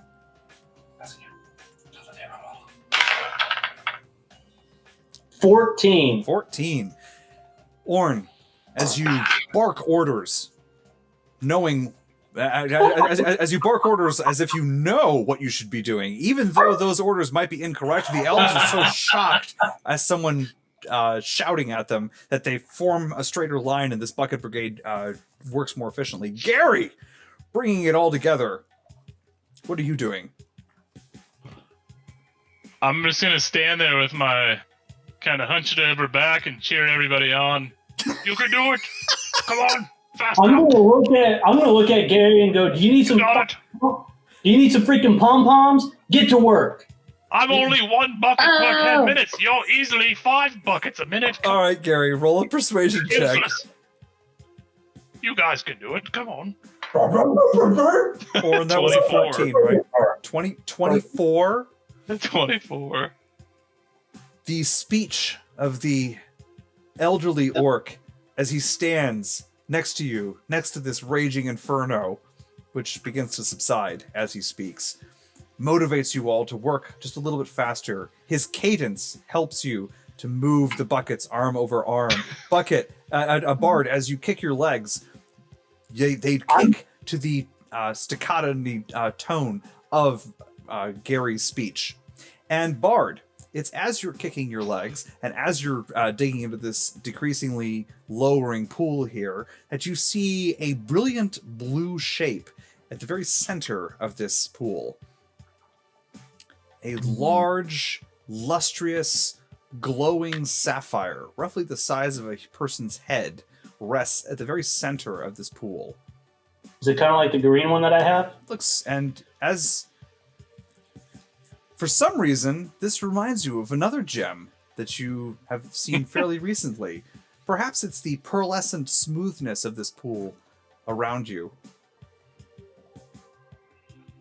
And that's what you see. We've seen another gem like this, like at the other cave. Yep. This reminds you a Remember the lot blue of rocks? that one was a green gem. No, The one that- water gem, the first You know, cave. the one that I used to bring the elves out Mm-hmm. when we cut off the fish? Our very first death cave. Yeah, I dove in, used my tail. Yeah, down there's a the- gem in the water. Oh, yeah. Why was Jim in the water? Something with gems and water. Well, with all of you together, all of you working together, the elves work together and are able to put out the fire. The smoke stops billowing quite so angrily from the hatch underneath Shavis's alchemical hut. I'm going to call for everyone's attention. Everyone puts down their pails, the looks of exhaustion on their faces as they take stock. Well done, everyone, for working together and putting this fire out. I declare this evening shall be a celebration, both of our community working together and the new leadership of this garden. So please prepare yourselves. Everyone bring some food, and tonight we shall celebrate. It's a potluck! Yep. I don't know who does what around here. I don't know if we got chefs. I didn't know the elves in this campaign were Baptists. Yeah, they are now. They have been christened. So, I dunked them all in water. And Full immersion, as is proper. With the bucket brigade no longer functioning, Bard, you see the water begin to rise in the pool, and the blue stone recedes deeper and deeper underneath it until you can't see it anymore. You're barely catching a glimpse of it as it was. I take note of it mentally in the bardic libraries of my mind. Okay. I just see Boyd sitting there in a nice little table, library table, like, yes, blue stone in the water. Melusine, the elves seemed heartened and as if they found a purpose from your speech. Many of them cheer and return to their existence of milling around the yard with a little bit more purpose this time. Back to their NPC scripting. Yeah. Just, I guess, amounts to them wandering around. Yes, E. Are the 2 elves that we saved from the prison cells out here? They were resting inside the boat room. They basically just flopped down onto the floor.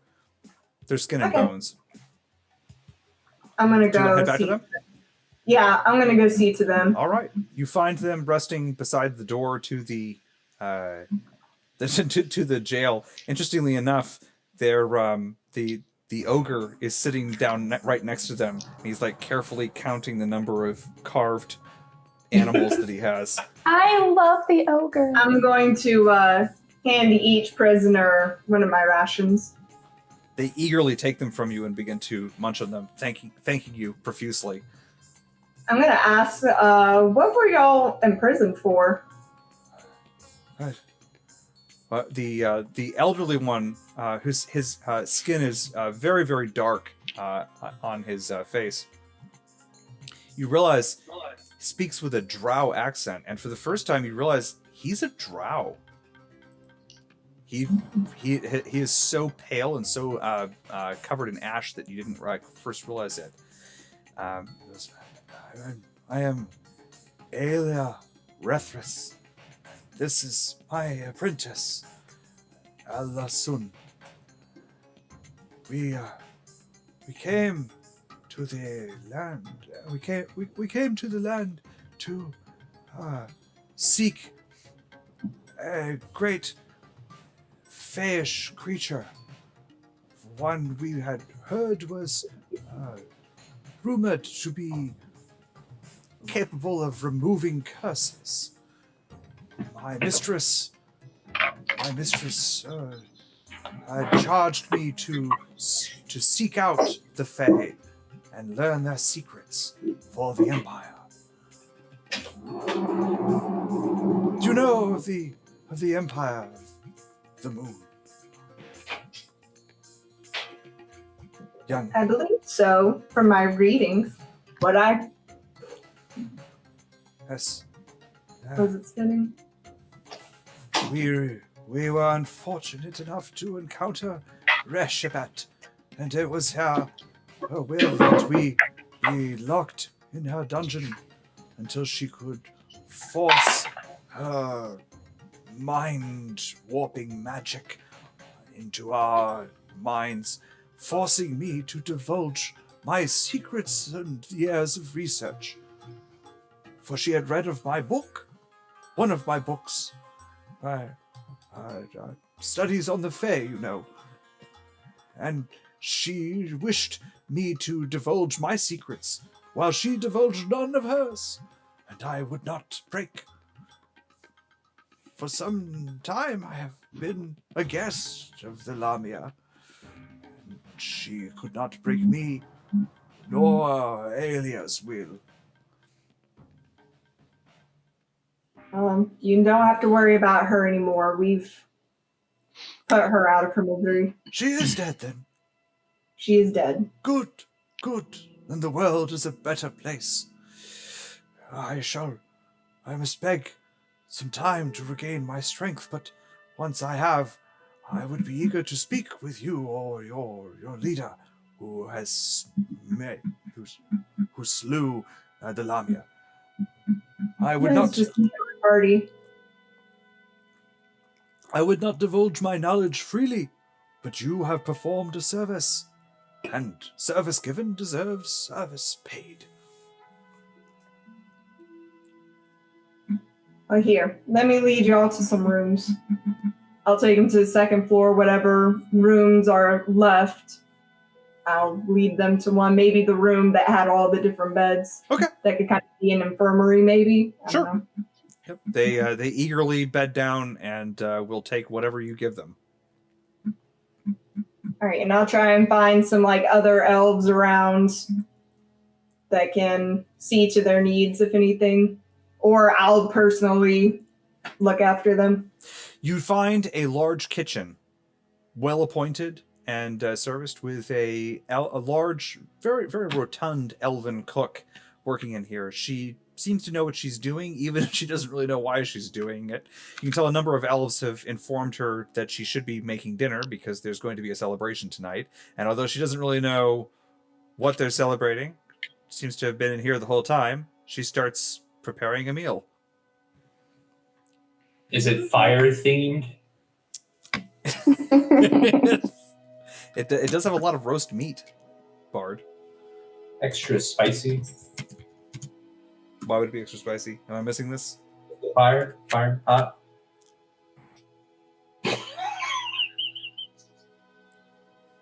No. Do you want to request extra spice, Bard? No, I'm fine. Okay.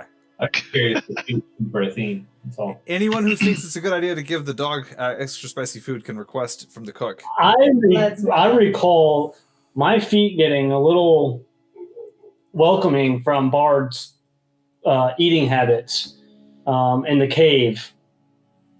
Your feet? Yeah, you poofed and you all over my feet. Oh, that's right. The spicy curry attack. Yeah, butterball. Yep. Well, in the So kitchen, no. I'll just grab, I guess, whatever's available. I didn't ask them what they want, so I guess I'll grab a little bit of fruits, veggies. You can find food for them, Eve. So I'll grab a little bit. There's plenty of food here for you to feed them, and plenty of food for the other elves. The elven cook is going to prepare dinner all the same, though.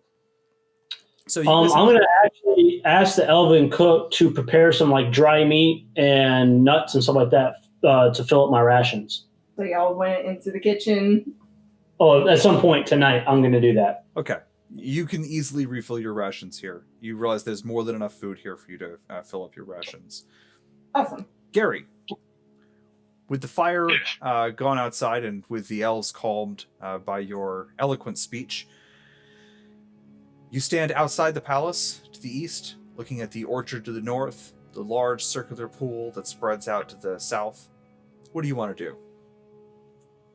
Now I want to go make my way back to that boat and talk to whoever is in charge of making that boat. I haven't spoken with anyone there yet.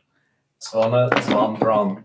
All right. So the rest of you are very nearby. The kitchens are on the first floor, and you see Gary head on up to the ship. So, Mel, what are you doing? I want to talk to some of the people since everybody was kind of helping with the bucket brigade and just figure out who is doing what. Do we have stewards? Do we have footmen? Do we have people who work in the palace? Do we have gardeners? Like, what is everybody's job here to try to get some kind of order back to the garden? A few things that stand out to you from all these conversations, Melusine. You seem to be having the same conversation multiple times. They don't remember much more than a day ago. And that memory is that their function here is to serve someone who is greater than them. Their purpose is very important, and they don't remember why it was so important. But whatever they were doing was very, very important. And beyond that, everything is just a dream. Some of them think they had families. Some of them think they lived lives. Some of them think they were people before they came here. But all of that is like a distantly half-remembered dream. And the only thing that matters is their very important task that they were working on here. Do they remember like the specific task? Like, oh, I'm supposed to work on the boat. I'm supposed to do. Okay. The guards remember guarding. The cook remembers cooking. They all have the same skills that they seem to carry with them, but they don't remember much more than just a day's worth of memories. Okay, I'm gonna. Honora and I are going to kind of take note, just like rough notes on who's here and what they're doing, and then we're going to. I'll probably look at it after this and talk to them and maybe give them the option if they want to go or if they want to stay and continue working. Gary, you find yourself at the top of the scaffold on the second deck of the ship. A pair of ogres work on boards and timbers, seem to be preparing to install them into the construction of the upper deck of the ship. And between the two of them, you see a white-haired gnome who has a variety of blueprints in his hands and a variety of measuring tools on his vest. I'm going to ask him about the ship, but I remember you pretty much explained it twice. Okay, so you get the download from him. I'm just going to ask questions based on what you've already explained to them that I overheard. I'd be like, whoa, well, since that she-devil's magic didn't work on you, what, are we to expect all these elves turn into jackals sometime tonight? Or what's that all about? Good question. I have only observed the jackals on the rare occasion I left the ship. But I do believe if you have slain the Lamia, then the oasis is safe once again. The garden is rid of her, and her magic is broken. Yeah. So that was from her. That's not something else. She turned everyone like that. Ah, yes. She brought to her many powerful and skilled individuals like myself. She brought us. She sent out her jackals to go and gather them up and bring them to her. And once they were here, they were brought before her or into her audience chamber, and their minds were eroded by the fish magics, and they became but simple tools to the Lamia. Tools which she then employed in the service of her, whatever her plan was. Seems like you and her had different aspirations, it would appear. Ah, yes. Yours the ship, and hers with some Feyas magic or something. Well, she brought me here to help in this distillation of this mind-altering powder, which Shavas, I believe, is still producing. I was contracted to first produce this, and once that was done, I negotiated, rather than expiring in her dungeons, to produce for her a mighty flying ship, more powerful than any in the Norman Navy. And then I would be free to go, and she would be free to sail the lands in search of her libraries. She was rather taken with the libraries, as I recall. Yes. Something about knowledge, great knowledge, something about long life, I recall. I'm lost in my notes and plans and manuals for powerful weapons. Well, a vessel like this could get her quite far. Yes, could take her all across the land. And anywhere that she is not here is a better thing for Werner von Norm, I am thinking. Oh, Werner, what are your plans now that she's gone and out of the way? Have to heed to any... I shall complete my greatest work. He rubs his hand on the timbers, almost inappropriately. I shall complete my greatest work, my finest work, and then I shall sail her through the skies, and I shall rain hellfire upon those who sought to question my greatness, my genius, and also perform some studies and seek the questions of the universe. What is our purpose here? Why are we on this spinning ball of dirt in the cosmos? Something like that. Is there any group of people in particular that need eradication in your mind? No, Sort no, of, yeah. not eradication. No, this is too good for them. No, the Gnomian College, they must acknowledge their error. They must admit my genius. Oh, the Nomian College. Okay. My finest ship, my finest masterpiece, it shall grind the Nomian College to rubble.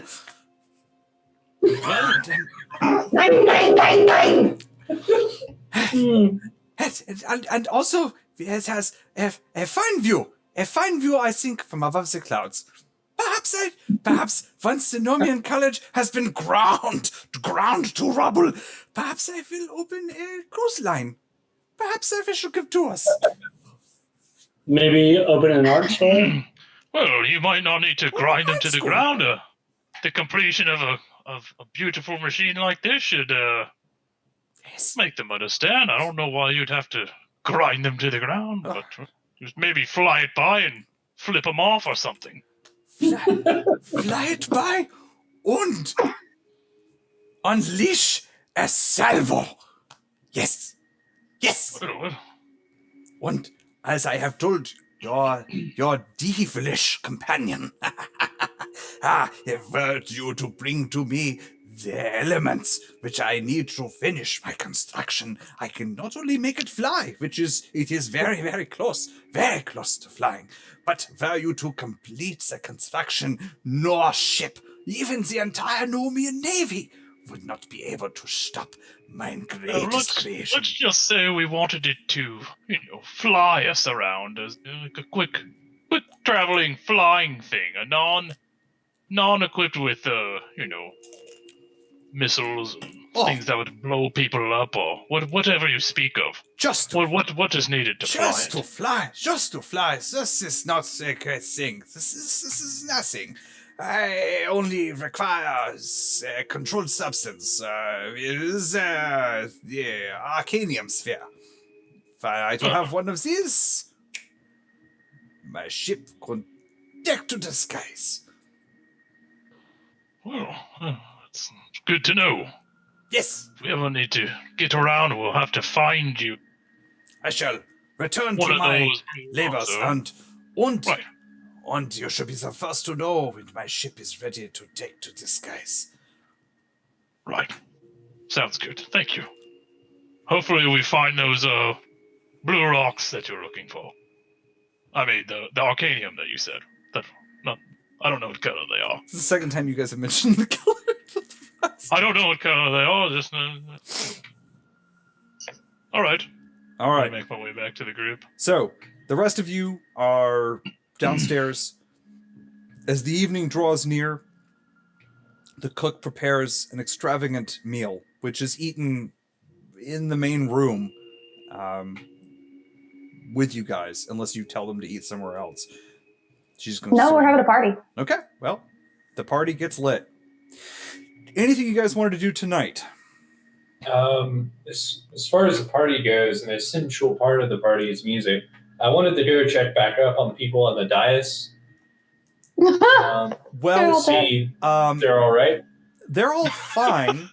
The party here ended rather abruptly. The dais, which was a perfectly smooth white stone, is now stained black. Black soot fills the other half of the room, showers all over the dais.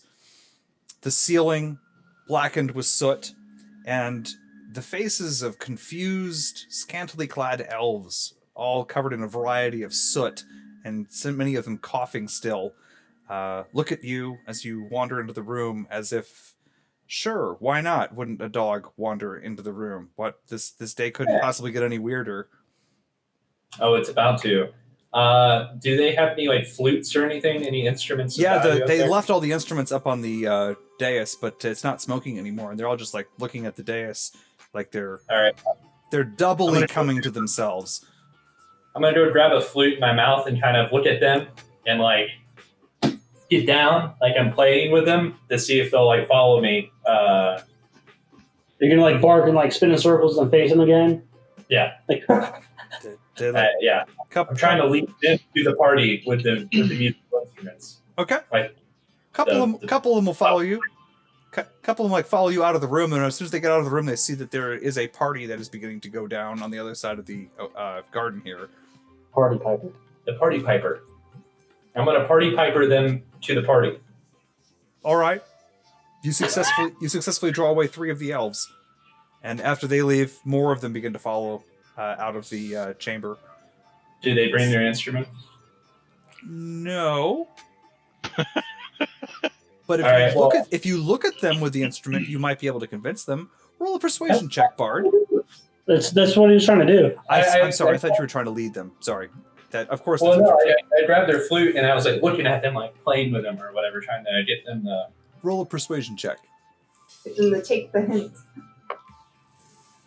This is more the DM not taking the hint than the player not taking the hint. How's about a 14? Ah, that is good enough, sir. In their addled state, many of them climb back up on that dais, leaving soot-colored footprints as they do, and grab their instruments and return to the party. Sweet. The slobbery flute somewhere on the ground. You don't prestidigitate it? Yeah, prestidigitation. for the instrument, not the musician. Well, before much time has passed, music fills the halls of the garden once again. I want to find Captain Dare. Captain O'Dare comes to you. He actually was coming to see you, and he goes, "My lady Duchess Melusine, I believe I know more about myself now than I did before." I think after a few days, you'll start feeling a lot better. I want you to meet Count Orn. He is going to be helping you make sure our soldiers are trained up and that our security stays tight. Oh, yes. My lady, my name is not O'Dare. I have read my journal. I have things I must tell you of the late mistress of this garden. My name is O'Daron, and I believe I was to her a lover, although I now have no memory of this. Probably You can for still the fill best. that role. All right, well, let me... in that case, let me get the other members of my party together and we'll have a discussion with you. We're going to go ahead and end here, as he says to you, I believe, Madame, that my mistress was engaged in an affair of state, and there may be reason for us to fear for the Sultan's life due to her actions. I don't react to that. Well, that's Aaron's reaction. and that's the DM putting out the hooks, and the players just watching them sail on by. So this is where we will leave the game for tonight, because it's seems like a good point for us to stop. Was there anything anyone wanted to do tonight before we wrapped up? You guys are getting the party going, and then tomorrow the garden will be well and truly yours. This will include a rest at the end of the night as well, I'm assuming. Absolutely. Gary's gonna attempt to make Cyclops drink as much as possible. Convince her to sleep with him tonight. He can. Yeah. Roll with disadvantage, Gary. All right. And on a more innocent level, Orn is What just am I going to rolling? Persuasion check. Okay. So wait, yeah. I got a 4 plus 3. 7. 7? Yes, 7. Something about Dark Eye's aspect seems to have changed, Gary. She seems very, very devoted to saving your life at the earliest possibility. She seems convinced that daggers could leap for you from any direction, and she's stuck to your heel all night long, denying herself any chance that she might miss the opportunity of saving your life. Well, Gary's taking the opportunity to drink as much as possible. And She's getting more and more confused. Why? Don't worry. There's no one will hurt me tonight. Come on. So. she Be encouraged- funny if the drunker and drunker you got, the drunker and drunker you thought she got. Orin, did you want to do anything tonight? All I want to do is find a place, since I guess I'm going to be potentially training soldiers and stuff like that. I want to find a place to call a barracks. And Congratulations, you find a barracks. It's on the ground level. And right is there a like officers' quarters there? there. That's on the second story. Okay, I'm going to set up in the officers' quarters All right. after checking out the barracks and all that. That's my finale Good for the deal. night. All right, so we will pick up here next time. I think you guys have a few leads on where you can go from here, and we will. What day are we coming back? Oh, yes, that's a great question. So next time, ladies and gentlemen, our next show will be next Friday, on Friday the 17th. And we should have everyone here and a number of interesting changes for the channel if everything goes according to plan. Because we never have technical problems here. Technical problem free. Thank you guys for joining us tonight. We will see you all next week.